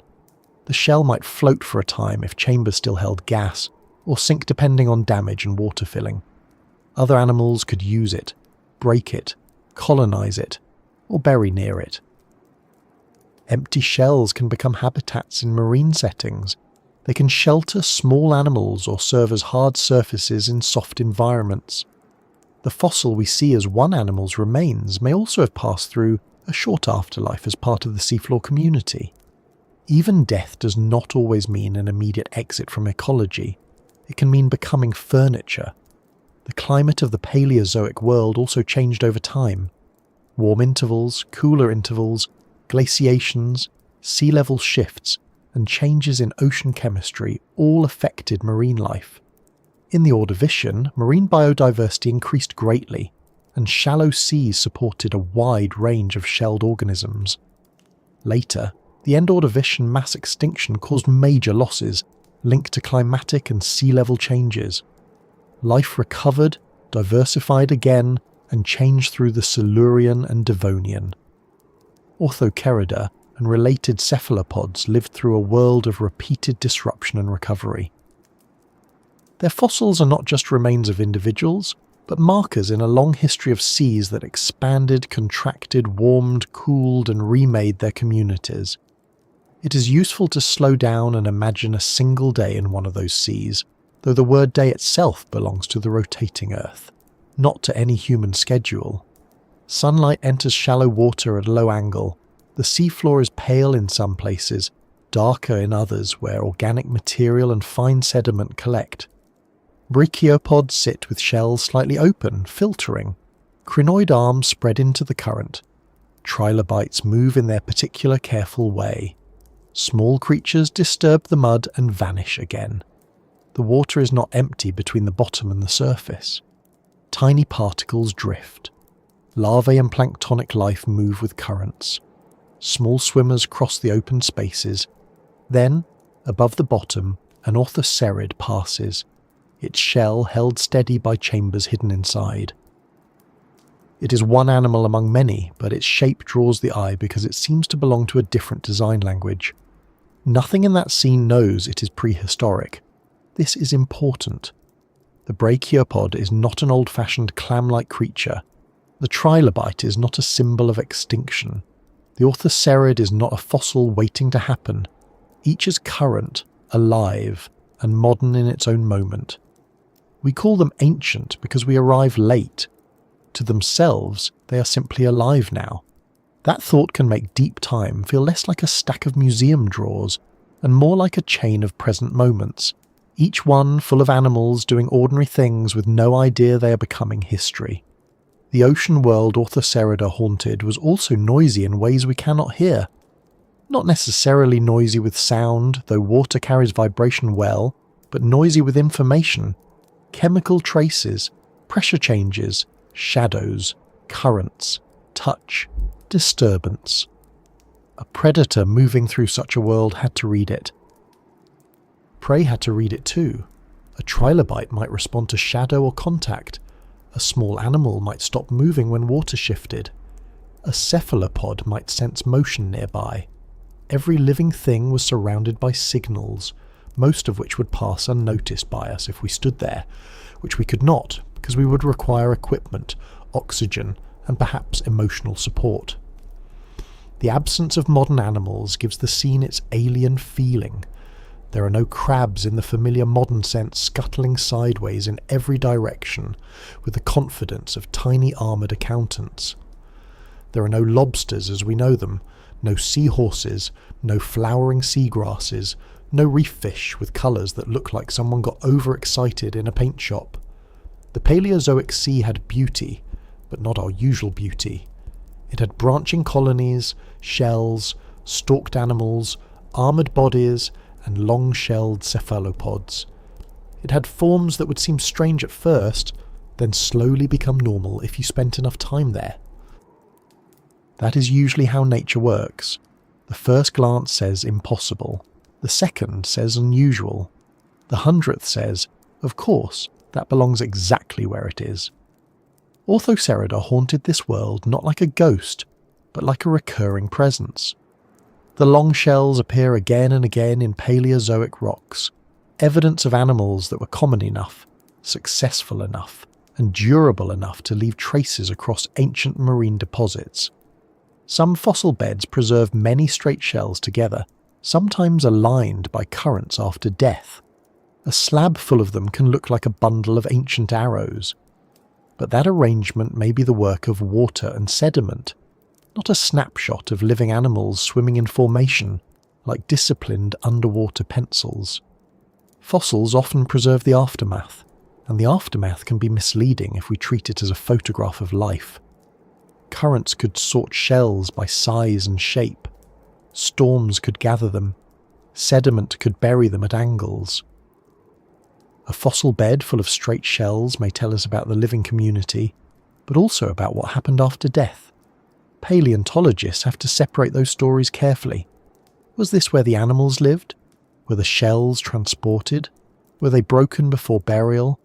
Are they all from the same time, or mixed from different moments? A fossil is evidence, but it is not a confession.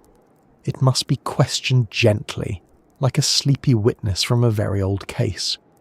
The presence of Orthocerida in marine rocks also tells us about ancient seas in places now transformed.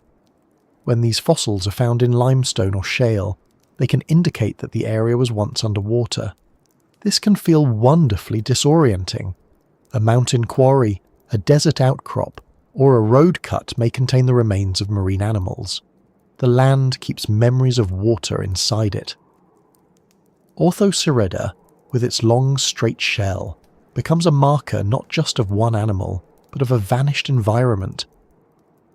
It says in its silent fossil way, there was sea here once. There were currents here. There were bodies moving above a bottom that no longer exists.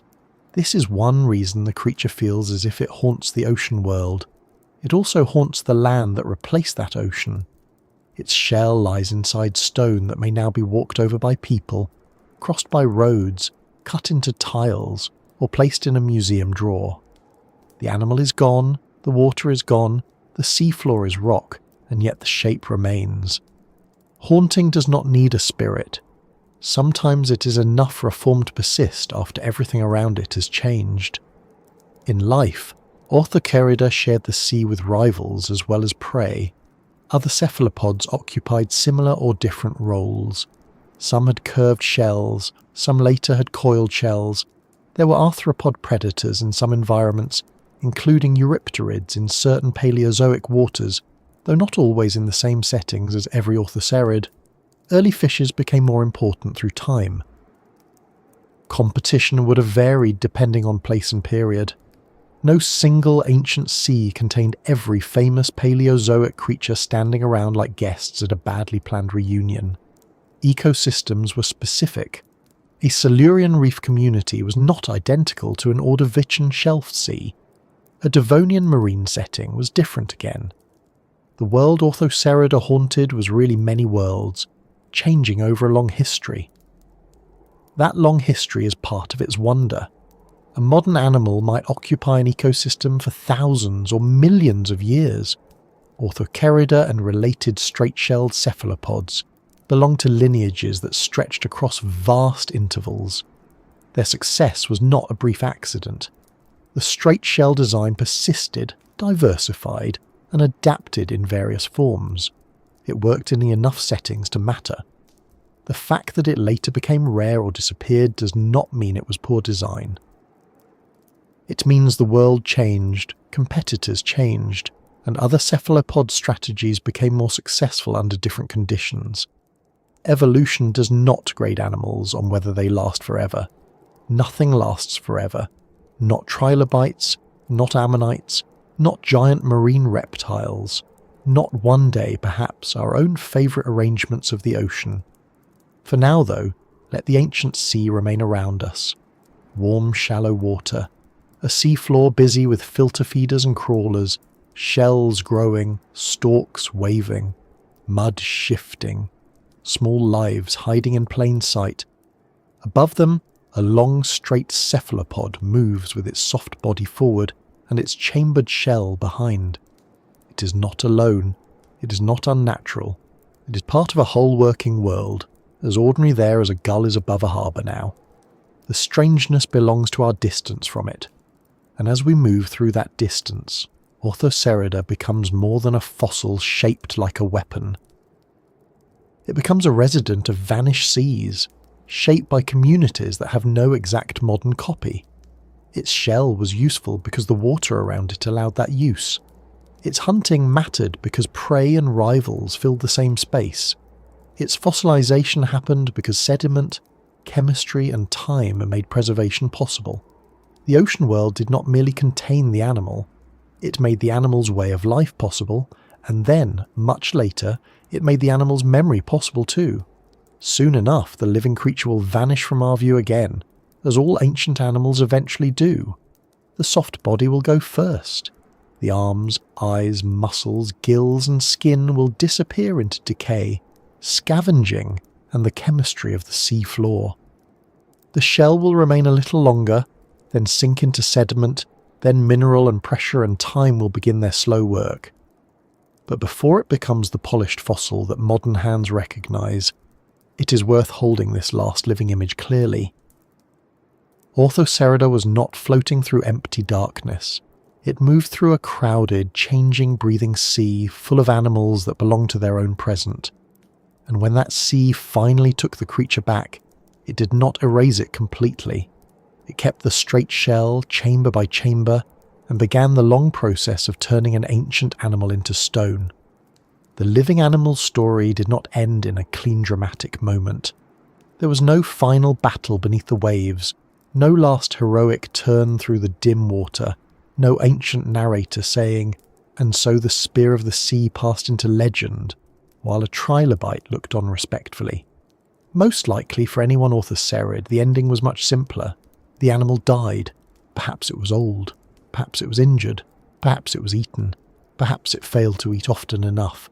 Perhaps a storm disturbed the seafloor and changed everything in an afternoon, if afternoon is even the right word for a sea that had no interest in our schedules. The soft body would have gone first. That is usually the way with fossils. The parts that made the animal feel most alive, the arms, The eyes, the muscles, the skin, the gills, the living tissue of the sipuncle were the least likely to remain. Soft tissue is useful for living and very bad at becoming a long-term historical document. It decays, it is eaten, it breaks apart. It disappears into bacteria, scavengers, chemistry and sediment. The living arrow lost its living part, and what stayed behind was the shell. That long, straight structure that had made the animal look so unnatural to us in the first place. For a little while after death, the shell may not have behaved as we expect. We tend to imagine a dead shell simply dropping to the bottom like a stone. Sometimes that may have happened, but chambered shells can be awkward after death. If gas remains in chambers, if the shell is not badly broken, if water does not flood it immediately, it may float or drift for a time. It may be carried by currents. It may move away from the place where the animal actually lived and died. It may roll, tip, fill, sink, or break. A fossil shell in one layer of rock is not always exactly where the animal spent its life. Sometimes it is where the sea finally put the remains down, like someone placing a long, inconvenient umbrella in the wrong hallway. Once the shell reached the sea floor, its new life as a fossil still was not guaranteed. Fossilization is not automatic. Most dead things do not become fossils. Most vanish completely, which is a sobering thought until you remember how crowded the world would be if every beetle, clam, fish, leaf, and unfortunate sandwich crust fossilized perfectly. For an orthocerid shell to survive, it needed the right conditions. Burial was important. If sediment covered the shell quickly, it had a better chance of being protected from scavengers, breakage, and dissolution. If it stayed exposed on the seafloor, waves, currents, boring organisms, chemical changes, and other animals could damage it or scatter it apart. Sediment is one of the quiet heroes of fossilization. It does not look heroic. It does not arrive with a cape. It simply settles. Mud, carbonate particles, silt, sand, shell fragments, and fine mineral grains collect over time, layer upon layer, covering remains and sealing them away from the most destructive parts of the surface world. A storm might bury shells suddenly. A calm sea might cover them slowly. A current might align many shells in the same direction before burial. This is why some fossil slabs show straight-shelled cephalopods lying in groups, as if they were arranged with surprising neatness. They were not necessarily swimming together in formation. The arrangement may have been made after death by moving water, which is less romantic but much more likely. And this is where the alien weapon begins to become a sleeping fossil. Not all at once, not with a bright flash. It happens through the slow, ordinary pressure of geology. The shell lies in sediment. More sediment gathers above. The seafloor becomes buried deeper. Water moves through tiny spaces. Minerals dissolve, move, and crystallize. Chemical conditions change. The original shell material may remain in some cases, or it may be replaced, recrystallized, dissolved away to leave a mold, or filled to form a cast.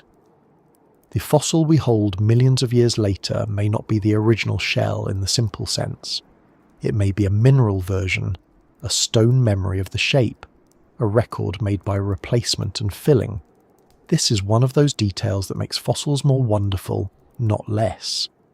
A fossil is often not simply the old object preserved unchanged. It is more like a long conversation between biology and rock. The animal made the shell, the sea buried it. Groundwater entered the story. Minerals moved into spaces. Pressure and time changed the sediment into stone. What finally appears in a hand, a museum drawer, or a polished slab is the result of all those steps. It is not just an animal remain. It is an animal remain plus the place where it died, plus the chemistry that touched it, plus the patience of a planet that had nowhere else to be. The original shells of many externally shelled cephalopods were made of calcium carbonate, often in the mineral form called aragonite, though fossil shells can be altered during burial and diagenesis. Aragonite is less stable over long geological periods than calcite under many conditions, so it may transform, dissolve, or be replaced as the fossil forms. That means the clean pale lines in a polished orthocerid fossil are not always simple untouched shell. They may be calcite or other minerals preserving the form of the original shell. The creature grew the architecture, but geology remodeled the house after the owner had been absent for a very long time. Research on fossil cephalopod nacre shows that original aragonitic material can be altered into calcite while still preserving traces of shell structure, depending on conditions. Inside the shell, the chambers could become filled with sediment or minerals. The spaces that once helped the animal control buoyancy became places where stone could form. The living chamber, once occupied by the soft body, could fill too. The sipuncle, once a living tube helping manage fluid in the shell, might be preserved as a structure, replaced, filled, or lost depending on preservation.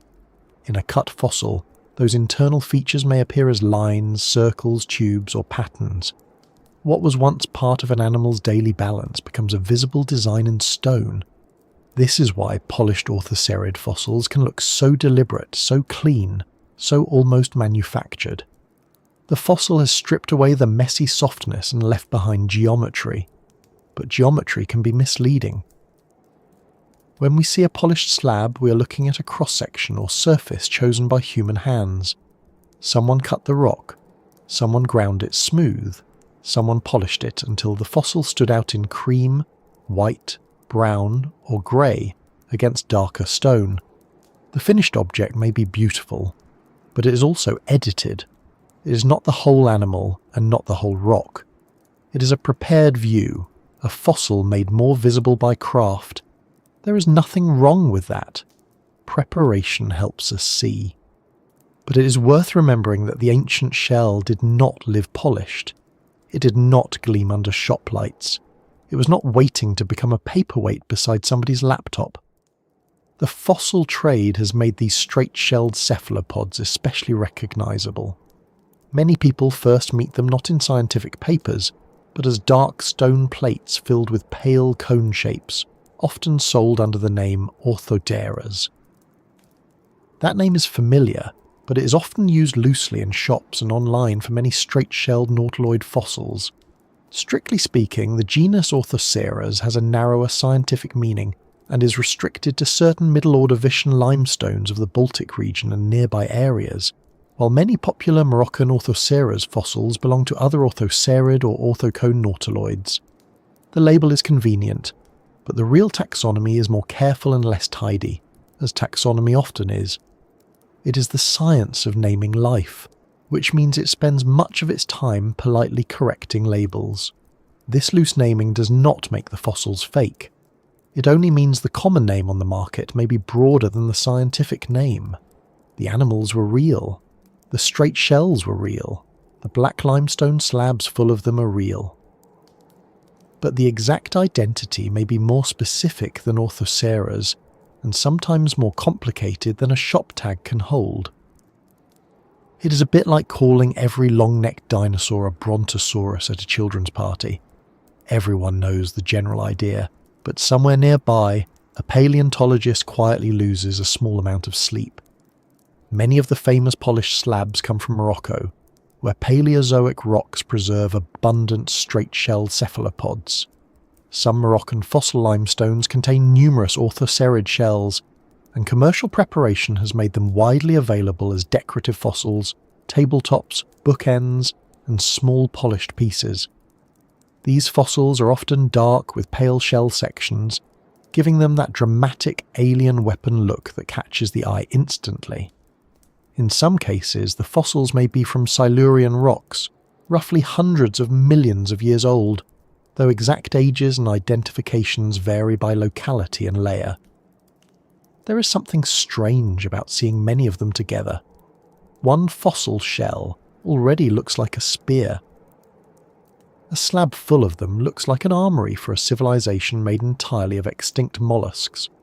But the slab is not a battlefield. It is a piece of seafloor history. Shells accumulated, currents moved them, sediment buried them, time compressed them. Humans later cut through the rock and revealed the pattern. The drama we feel comes partly from shape, partly from contrast, and partly from knowing that each pale form was once connected to a living animal. Each one had a front end. Each one grew chamber by chamber. Each one occupied water, not stone. The transformation from animal to fossil also changes time itself in our imagination. The Orthocerid lived at the pace of biology. It fed, moved, grew, and responded to the world moment by moment. Fossilization moves at another pace entirely. It belongs to burial, mineral movement, pressure, and rock formation. Then, after the fossil forms, even more time may pass before uplift, erosion, quarrying, or human discovery brings it back into view. A shell may spend far longer asleep inside rock than it ever spent alive in the sea. This is not unusual in paleontology, but it is still startling. Life may last years. Stone may hold the shape for hundreds of millions of years, which is rather showing off. Imagine one shell after death. The soft body gone. The empty chamber begins to fill. Fine sediment enters the opening. Water carries minerals into cracks and spaces. The shell, once part of an animal's body, becomes part of the seabed. Other shells settle nearby. Perhaps a storm covers everything with a fresh layer. Above, life continues, completely unaware that a future fossil bed has just begun. More generations live and die. More sediment falls. The layer sinks deeper into Earth's crust. Pressure increases. The sediment hardens into limestone. Minerals alter. The shape remains.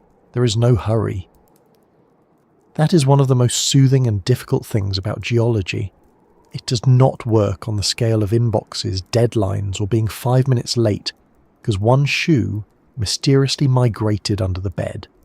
It works in thicknesses of sediment, in mineral changes, in sea levels, in continents moving so slowly that impatience becomes meaningless. The Orthocerid shell becomes fossil not because anything rushed to preserve it, but because enough small conditions continued in the right direction for long enough.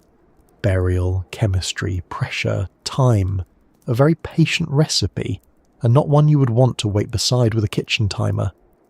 When the fossil finally returns to the surface, it may do so through erosion or quarrying. Rock that was once seabed becomes land. Land rises. Rain cuts into it. Rivers expose layers. Humans dig, split, saw, polish, label, study, sell, collect, or display. The fossil crosses from ancient ocean to modern room.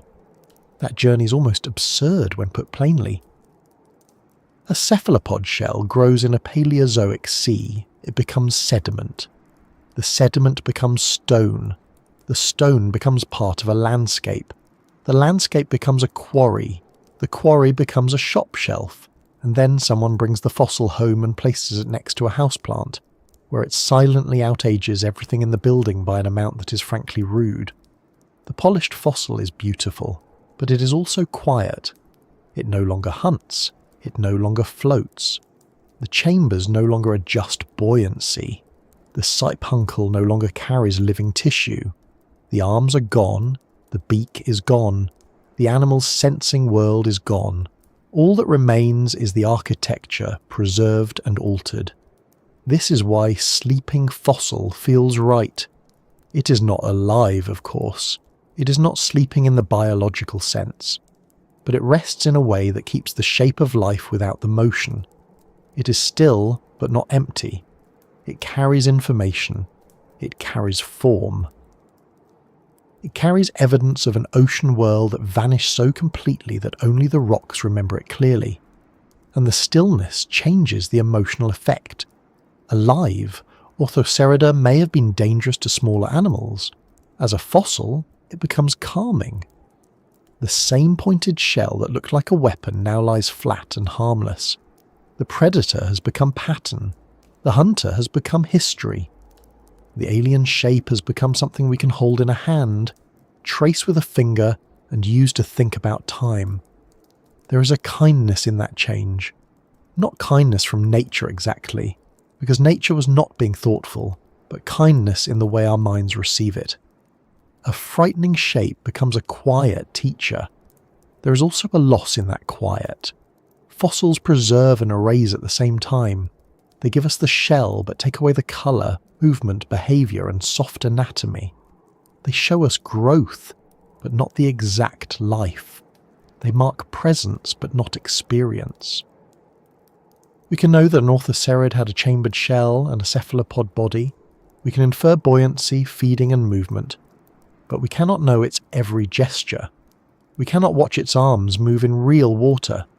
We cannot see how it reacted to a shadow, a current, another predator, or a missed meal. The fossil is generous, but not complete. That incompleteness is part of the wonder. It leaves room for careful imagination, not wild invention, but reconstruction guided by evidence. We can imagine the shell floating, because the chambers had a buoyancy role. We can imagine the animal at the front, because the living chamber tells us where it lived. We can imagine arms and a beak, because cephalopods share those feeding tools. We can imagine burial, because the fossil lies in sedimentary rock. The missing parts do not stop the story. They make the story quieter, more dependent on clues. The fossil also invites a small correction in how we think about monsters. A monster is often something that arrives from outside the normal world. Orthocerida did not. It came from Earth, from ordinary evolution, from seawater, minerals, mussels, and hunger. Its fossil looks alien because our normal world is narrow. The fossil has slept through the rise of forests, the arrival of insects in the air, the first reptiles, the dinosaurs, the first flowers, the mammals, the ice ages, the first humans, the invention of boats, museums, electric lamps, and online fossil shops with questionable product descriptions. It did not become alien. We became unfamiliar with the world that produced it. A polished orthocerid fossil can sometimes feel like a message. Not a message with words, and not one meant for us, but a physical message all the same. It says that seas moved where land now stands. It says that animals built shells with chambers long before modern cephalopods learned their later tricks. It says that soft bodies can vanish while hard forms endure. It says that time does not preserve everything, but sometimes it preserves enough. The message is not loud. You have to slow down to hear it. Hold the fossil in the mind for a moment. It is cool stone now. The point is fixed. The chambers are filled or replaced. The shell's once useful spaces are decorative to us, scientific to a researcher, and silent to themselves. If it is polished, it reflects a little light. If it is rough, it still carries the texture of a rock.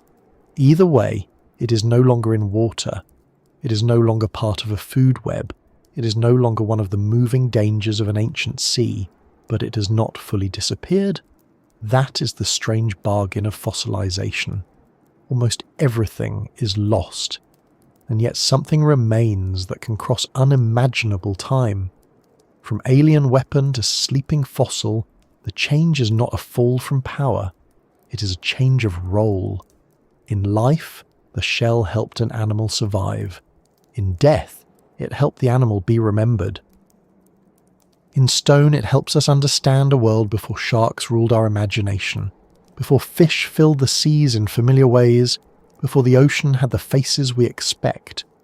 The same structure served buoyancy, protection, fossilization, and now curiosity. That is a remarkable career for a long cone made by a mollusk, and once it reaches us, once the fossil is cut from rock, or lifted from a bed, or placed behind glass, it begins one more kind of life, not biological, but cultural.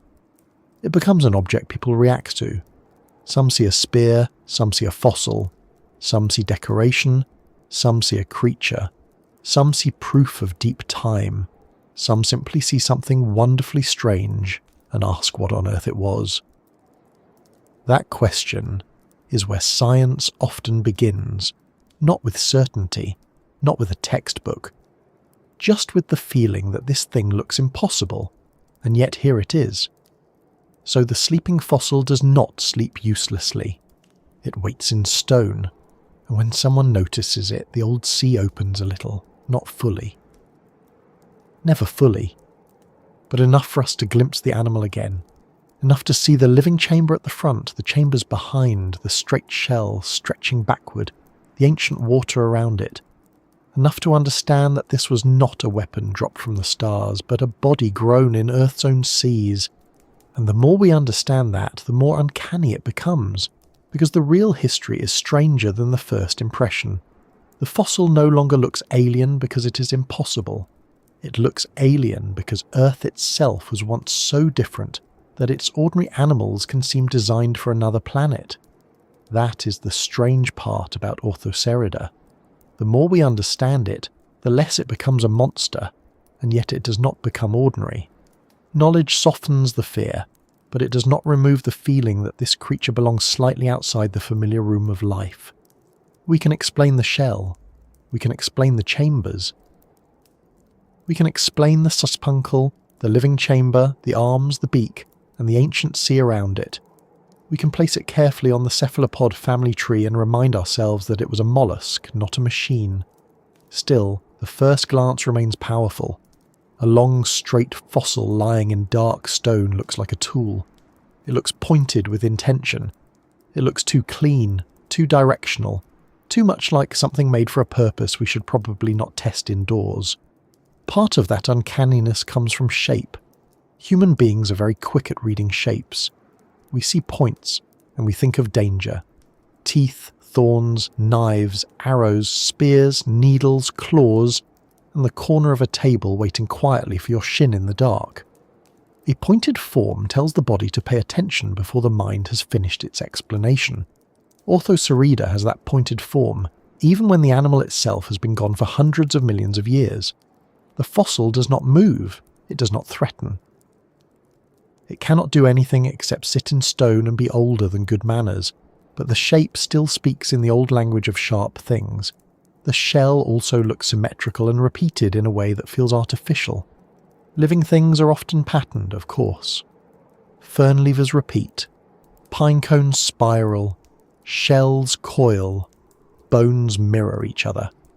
But the straight orthocerid shell has a particular kind of order that resembles human design. It has a long axis. It has internal divisions. It has a clear front and back. When cut and polished, the chambers appear as neat segments, one after another, like compartments in a device. The mind sees that and reaches for modern comparisons. A missile, a dart, a drill bit, a rocket, a stylus, a piece of equipment from a film where nobody reads the warning label until far too late. This is not because the fossil is actually mechanical. It is because our brains sort unfamiliar objects by similarity. We know more about tools than we know about Paleozoic cephalopods, at least in daily life. Most people have seen arrows, pens, screws, rockets, and little metal parts whose purpose is unclear but apparently important. Fewer people have watched a straight-shelled nautiloid floating in Ordovician water, mostly because that viewing opportunity closed a little while ago. So when the fossil appears, the brain compares it to what is available. It says, "This looks made." Then science gently clears its throat and says, "Actually, it grew." That gap between made and grown is where a lot of the unease lives. Orthocerida looks designed, but not designed by us. It looks biological, but not biological in a familiar way. It seems to sit between categories, and the human mind does not always enjoy things that sit between categories. We like labels: animal, plant, tool, stone, shell, weapon, fossil. Orthocerida blurs these labels because the fossil is stone, shaped by an animal, resembling a weapon, preserving a shell, and hinting at a living body that no longer exists. It is not confused. We are. The fossil is perfectly content being what it is, which is more than can be said for many of us before coffee. The missing soft body adds to this feeling. If we could see the living animal clearly, with its arms, head, eyes, and movement, it might become easier to accept. It would still be strange, but it would read as a creature. A full animal gives the mind more clues.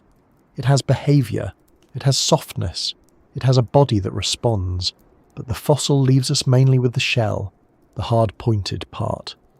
The arms that made it cephalopod are gone, the eyes are gone, the living tissue is gone. What remains is the part most likely to be mistaken for an object. So the fossil appears less like the remains of an animal and more like the animal's equipment, left behind after something unknown walked away. That is why reconstructions can be so helpful and also so unsettling. Add the soft body back to the shell, and Orthocerida becomes more alive, but not necessarily less strange. Now the spear has arms. Now the pointed fossil has a face-like front end. Now the long shell is attached to a living chamber with a mouth and beak. The object becomes an animal, but the animal is one we do not have a comfortable modern category for. It is not a squid. It is not a nautilus. It is not a fish. It is a straight-shelled cephalopod from a sea before our usual ocean cast had arrived. This is the kind of creature that makes the mind pause and quietly reorganize a shelf. Another reason Orthocerida feels uncanny is scale. Many fossils are small enough to seem decorative. A little shell can be charming. A tiny trilobite can look almost like a carved button with legs, but straight-shelled cephalopods could vary greatly in size, and some related orthocone forms became very large. When the shell grows beyond hand-sized and into something that could stretch across a room, the reaction changes. A small pointed shell is interesting. A large pointed shell begins to feel like a question from the ocean that has become too personal. Even if a particular Orthocerida fossil is modest, the body plan itself suggests the possibility of length, and length adds authority. Long animals often unsettle us. Eels, snakes, worms, tentacles, and other extended bodies tend to move or exist in ways that challenge our sense of neat animal shape. Orthocerida is long in a different way. It is not flexible and winding like an eel. It is rigid and straight, with the living body only at the front. That combination is rare in the modern world. A long rigid shell attached to a soft active head feels like a contradiction. It has the stillness of an object and the needs of an animal. It would have moved, but not with the bend of a fish or the crawl of an arthropod. Its motion would have had its own awkward grace.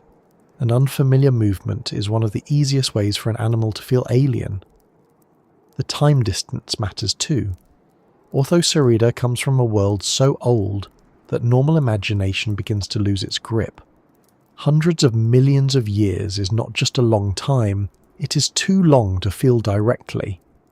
We can say the number, but the mind does not truly hold it. It has to use comparisons. Before dinosaurs, before mammals were important, before flowers, before bird song, before forests looked familiar, before almost everything that makes the modern natural world feel like home. Orthocerida lived in that earlier Earth, and because of that, it carries the feeling of a planet that was ours but not for us. This may be the deepest source of the uncanny feeling. Orthocerida is not alien because it came from space. It is alien because Earth itself has had many faces. We often treat the present world as the normal one, as if the planet spent billions of years preparing a sensible arrangement of dogs, oak trees, tuna sandwiches and weather apps. But the present is only a moment. The ancient ocean was normal to itself. Its animals were not weird in their own time. They belonged. We are the ones looking back from a later arrangement and feeling that the earlier version of home seems impossible. That feeling can be oddly humbling. It reminds us that our idea of nature is local and temporary. We know the animals around us, the shapes in our books, the creatures in documentaries, the fish in aquariums, the birds in parks, the insects near lamps at night, usually arriving at the least convenient moment. From that small sample, we build a sense of what life is supposed to look like. Then a fossil like Orthocerida appears and quietly ruins the neatness. Life, it says, has tried many bodies. Some of them had straight-chambered shells and tentacles at one end. Please update your expectations. The fossil also feels uncanny because it is both dead and present. Not dead in the ordinary way, like a fallen leaf or a shell on a beach, but dead across an almost unimaginable span. The animal vanished long before human beings existed, yet the shell remains in front of us. This creates a strange closeness. Deep time is supposed to feel distant, but a fossil makes it physical. You can see it. Sometimes you can touch it. Your hand, warm and brief, rests on a shape made by a creature that lived in a sea older than anything human. That contact is quiet, but it can feel electric. Not loud electric, not plug-socket electric. More like the small shock of realizing the world is much older and stranger than your daily routine admits. There is also the effect of preservation. Fossils flatten time. They take a living animal, a death, a burial, mineral change, rock formation, uplift, erosion, discovery, preparation and display, and compress all of that into one object. The polished orthocerid fossil does not show the process. It simply presents the result. This makes it feel sudden. One moment you're looking at a piece of stone, the next you realize it is a chambered shell from a vanished ocean. The mind jumps across hundreds of millions of years in a second, which is not the thing minds evolved to do calmly. We evolved to notice berries, weather, faces, footsteps, and whether a rustle in the grass was likely to become a problem.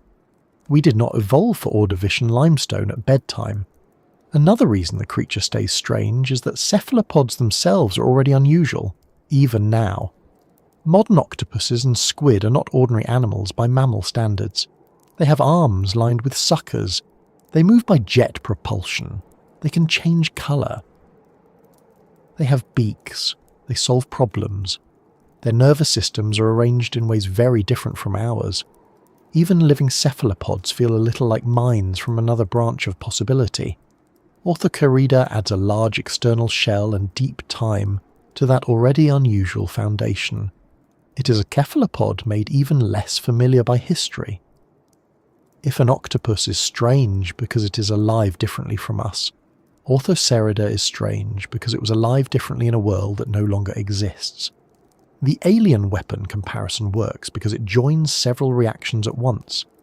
Alien means unfamiliar, outside our usual experience, hard to place. Weapon means pointed, purposeful, possibly dangerous.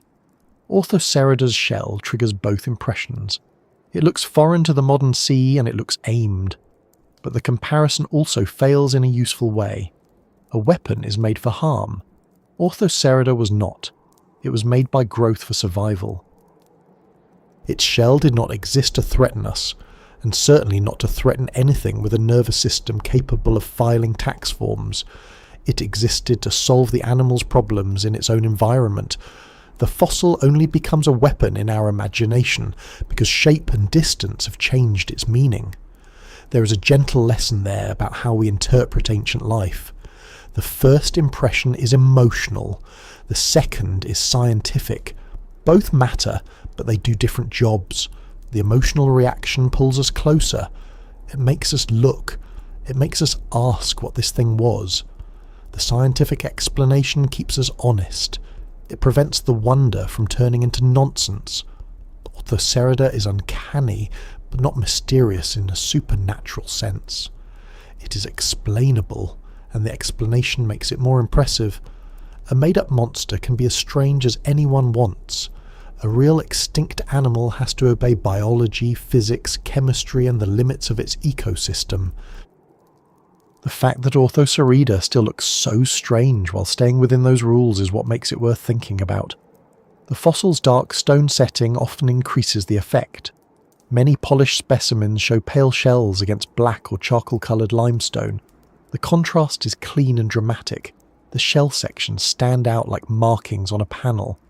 If the fossil were lying in pale mud, broken and dull, it might not produce the same reaction. Preparation shapes perception. Humans have cut and polished these fossils in ways that bring out their geometry. That does not make the feeling false, but it means part of the modern uncanniness comes from how we encounter the fossil now. It has been turned toward us, framed by stone, made visible, and sometimes sold as an object of beauty. The ancient animal has become a design, and design invites interpretation, museums do something similar, though with more labels and fewer coffee tables. A fossil behind glass is removed from its original mess. No sediment cloud, no smell of seawater, no scavengers, no broken shell fragments underfoot, just the specimen, clean and isolated, with a name and age. That isolation helps us study it, but it also makes the fossil feel like a relic. Orthocerida becomes a single strange object rather than one animal among many in a busy sea. The mind fills the empty space around it with imagination. Sometimes that imagination is accurate. Sometimes it gets carried away and needs to be brought back gently, perhaps with a biscuit. The uncanny feeling also comes from the animal's partial familiarity. If Orthocerida were completely unlike anything we knew, it might be harder to connect with. But it has pieces we recognize: a shell, a point, chambers, a predator's role, a relation to squid and nautilus. These familiar parts combine in an unfamiliar arrangement.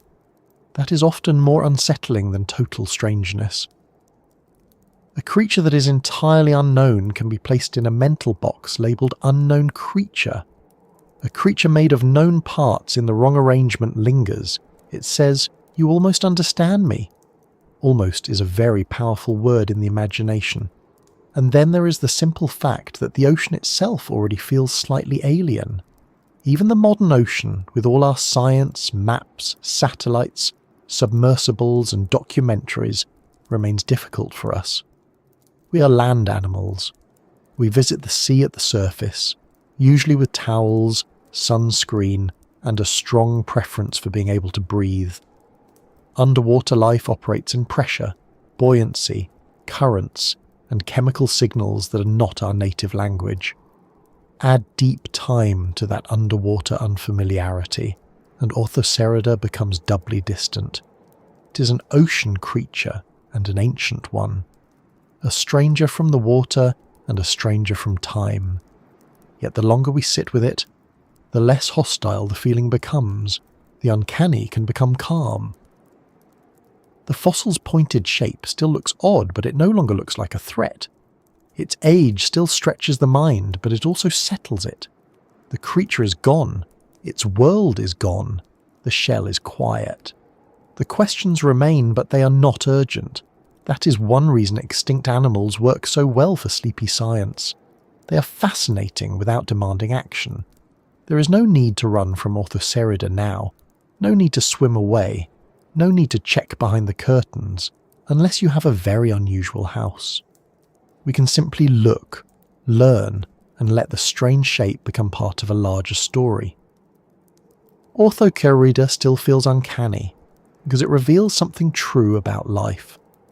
Life is not committed to looking familiar. It does not care what future primates will find reasonable. It follows opportunity. If a chambered straight shell works in an ancient sea, life may use it. If arms and a beak work at the front, life may keep them. If buoyancy chambers allow a mollusk to become an active predator, then a mollusk may become an active predator and leave future minds trying to explain why the fossil looks like a spear from space. Evolution is not trying to comfort our categories.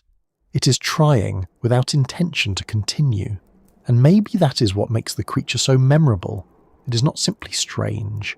It is a reminder that Earth has always been capable of producing forms beyond our first expectations. The alien weapon was never alien. It was homegrown. It was seawater, calcium carbonate, soft tissue, pressure, hunger, and time. It belonged to Earth as much as a robin, a fern, a coral, or a sleeping cat belongs to Earth. The difference is only distance. We have not shared the planet with Orthocerida in life, so it arrives to us as stone, and stone has a way of making even ordinary things feel ceremonial. By now, the fossil may feel different from when we began. At first, it was a pointed object, strange and slightly threatening. Then it became a shell, then a buoyancy system, then a cephalopod body, then a predator in an old sea, then a fossil shaped by burial and minerals. Now it becomes something else again, a mirror for our own surprise. Orthocerida shows us how small our normal is. It shows us that the ocean has had many versions, and that some of them carried living arrows through the water, long before sharks became famous. It shows us that the past is not a simpler place, only a less familiar one. And as we move toward the end of this quiet journey, that may be the feeling worth carrying with us. Not fear of the creature, and not just fascination with its shape, but a slower respect for the deep strangeness of real life. Orthocerida did not need to be invented. It did not need to come from another planet. It grew in Earth's seas, hunted Earth's animals, and became part of Earth's stone. The uncanny feeling remains because the truth is already strange enough, and now, with the fossil resting quietly in the mind, we can begin to let the ancient water settle around it one last time, and bring this long, dark, chambered journey back toward the surface. And now, after following that long straight shell from living sea to silent stone, we can let the ancient water settle around it one last time. Orthocerida began this journey looking almost impossible, a pointed shape in dark rock, a fossil that seemed less like the remains of an animal and more like a tool left behind by something with very unusual design preferences. It looked sharp, clean, straight, and strangely purposeful, as if it had been dropped into the Paleozoic ocean from somewhere far beyond the clouds. But the closer we came, the more that first impression changed. The alien weapon became a shell. The shell became a body. The body became a cephalopod.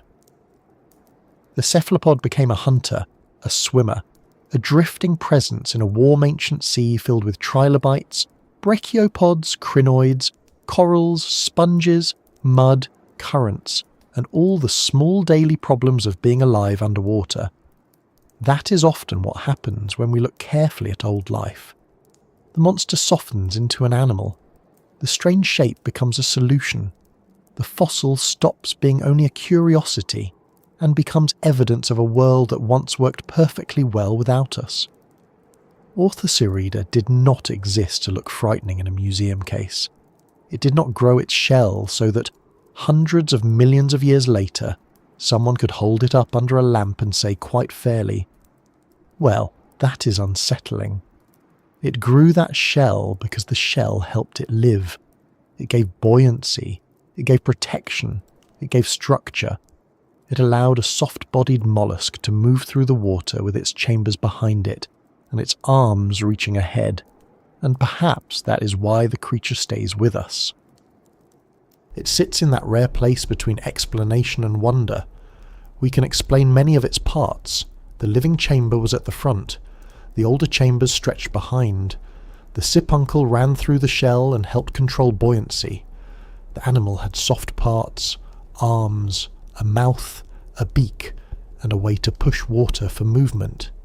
It lived in seas before the ocean became filled with the familiar fast fish and famous predators we know now. These facts make it understandable, but they do not make it dull. If anything, they make it stranger, because the truth is no longer just that the fossil looks like an alien spear. The truth is that Earth once grew animals shaped that way. That is a much better kind of strange. It means the ancient ocean did not need to borrow monsters from outer space. It made its own. Not monsters in the cruel sense, not villains with plans, not creatures waiting in the dark with dramatic intentions, but real animals whose forms now seem almost too unusual to fit comfortably into the present. Orthocerida was not outside nature.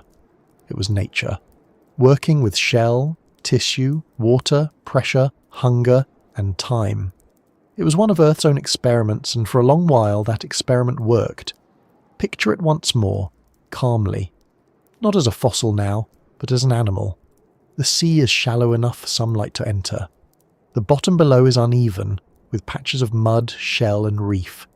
Crinoid arms move gently in the current. Brachiopods sit with their shells slightly open. Trilobites make their way across the sediment with the steady seriousness of animals that have been wearing armour all day.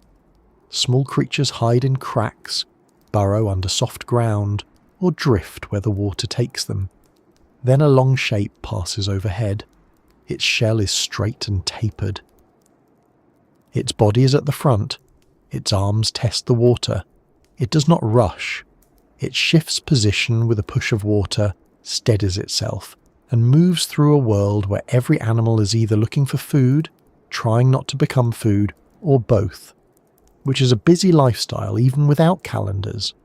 Nothing in that scene thinks of itself as prehistoric. That word belongs to us. To the Orthocerid, if it had any sense of time at all, there was only the present pressure of water, the movement of prey, the need to balance, the need to feed, the need to stay alive long enough to grow a little farther forward and seal another chamber behind. It did not know that continents would move. It did not know that forests would spread. It did not know that dinosaurs would rise and fall, that mammals would become important, that primates would appear, that someone one day would polish its shell into a dark shining slab and place it beside a bookshelf, where it would silently outage the furniture by an amount that feels almost impolite. That is the odd comfort of fossils. They are remains, yes, but they are also anchors. They hold one small shape steady while everything else changes. The seas change, the land changes, the climate changes, entire groups of animals appear, thrive, and vanish. But a shell, buried at the right time in the right sediment, can cross that distance. It can wait through ages with no hurry at all. Then, at last, erosion, quarrying, or a careful hand brings it back into view. And suddenly the room you're in is not only a room, it is connected to an ocean that disappeared before the first flower bloomed. There is something humbling in that. We move through our days as if the present arrangement of the world is the main one. Of course there are trees, of course there are birds, of course there are fish in the sea, insects in summer, grass underfoot, clouds above, and someone somewhere deciding that leaf blowers should be used early in the morning. But the present is only one arrangement. Orthocerida comes from another. It reminds us that Earth has had many versions, and that some of those versions were filled with animals that would seem at home in science fiction, even though they were as natural as any snail, squid, or sleeping cat. The fossil also reminds us that life does not always move toward what we expect. Evolution does not sit with a list of modern animals and work patiently toward them, like a student completing a worksheet. It branches, it tests, it keeps what works for a while. It abandons what no longer works when the world changes. The straight-shelled cephalopod was not a mistake because it vanished. Trilobites were not mistakes because they are gone. Ammonites were not mistakes because their shells now lie in stone. Success in nature does not mean lasting forever. It means living well enough in a particular world for a particular stretch of time. By that measure, Orthocerida and its relatives did very well indeed, and yet even successful animals eventually return to the planet that made them. The soft body disappears first. The shell remains a little longer. Sediment covers it, minerals enter, pressure builds, the seafloor becomes rock, the rock becomes part of land. The land is cut, lifted, broken, studied, sold, displayed, or simply walked over by someone who has no idea that ancient sea creatures are underfoot. The hunter becomes fossil. The fossil becomes pattern. The pattern becomes a question. What was this? That little question is one of the most useful things human curiosity has. It is simple, but it opens doors. What was this shell? What lived inside it? How did it move? What did it eat? Why was it shaped that way? Where was this place when the animal was alive? What kind of sea covered it? What else lived there? What happened to that world? Each answer leads to another question, and before long one pointed fossil has pulled the mind across hundreds of millions of years. Not bad for a creature that no longer has muscles. And now here we are, back near the surface of our own time. A little later than when we began. Perhaps the room around you is darker now. Perhaps the house is quiet. Perhaps you're still awake, listening with half your attention, while the other half has already started drifting somewhere between ancient seas and modern sleep. Maybe the thought of Orthocerida is still there in the background, a long pale shell moving slowly above a Paleozoic seafloor, not chasing loudly, not frightening anything in the room. Just passing through the water as it once did, far away from our clocks, our lamps, our roads, and our restless little schedules. So let me ask you again, gently, as we come to rest. Where are you listening from tonight? Are you near the ocean, where waves are still moving in the dark? Are you far from the coast, in a city or town built on land that may once, long ago, have known the sea? And what time is it where you are now? It is a small question, but after a journey like this, it feels a little larger. Your time, this moment, your room, your breath, set against the long time of stone, shell, sediment, and vanished water. It can be easy to think of deep time as cold or empty, but it is not empty at all. It is crowded with lives. Not human lives for most of its length, not even mammal lives, not lives with names or stories written down, but lives all the same. Bodies moving through water, shells growing, predators hunting, prey hiding, reefs building, mud settling, storms burying. Generations passing without record until one hard part, one track, one chambered shell survives long enough for us to notice. Orthocerida is one of those survivors, not alive, but not erased either. That may be the quiet gift of this strange creature. It shows us that even the most unfamiliar forms were once part of ordinary days. The alien weapon was a mollusk. The sea monster was an animal. The fossil was a shell. The shell was a home, a float, a shield, and a record of growth. What first seemed frightening became understandable, and what became understandable remained wonderful. If tonight's journey through ancient water brought you a little calm, a little curiosity, or just a comfortable sense that your own bedtime problems are at least unlikely to involve straight-shelled Paleozoic cephalopods, I'd be ever so grateful if you gave the video a like, maybe subscribed, and stayed with us for more quiet travels through the hidden history of life. It helps this small place of slow science reach others who might also enjoy drifting through Earth's stranger corners before sleep. And as you rest, let the fossil lie still in the mind. No longer a weapon, no longer a threat, just a quiet spear beneath the waves, grown by a living body carried through an ancient sea, buried in sediment and held in stone until the present found it again. Somewhere in that long journey is a simple reminder. The world has been strange for a very long time, and we are lucky to arrive late enough to look back. Sleep well, fellow traveller, wherever you are, whenever you are, and may the old ocean stay calm around you tonight.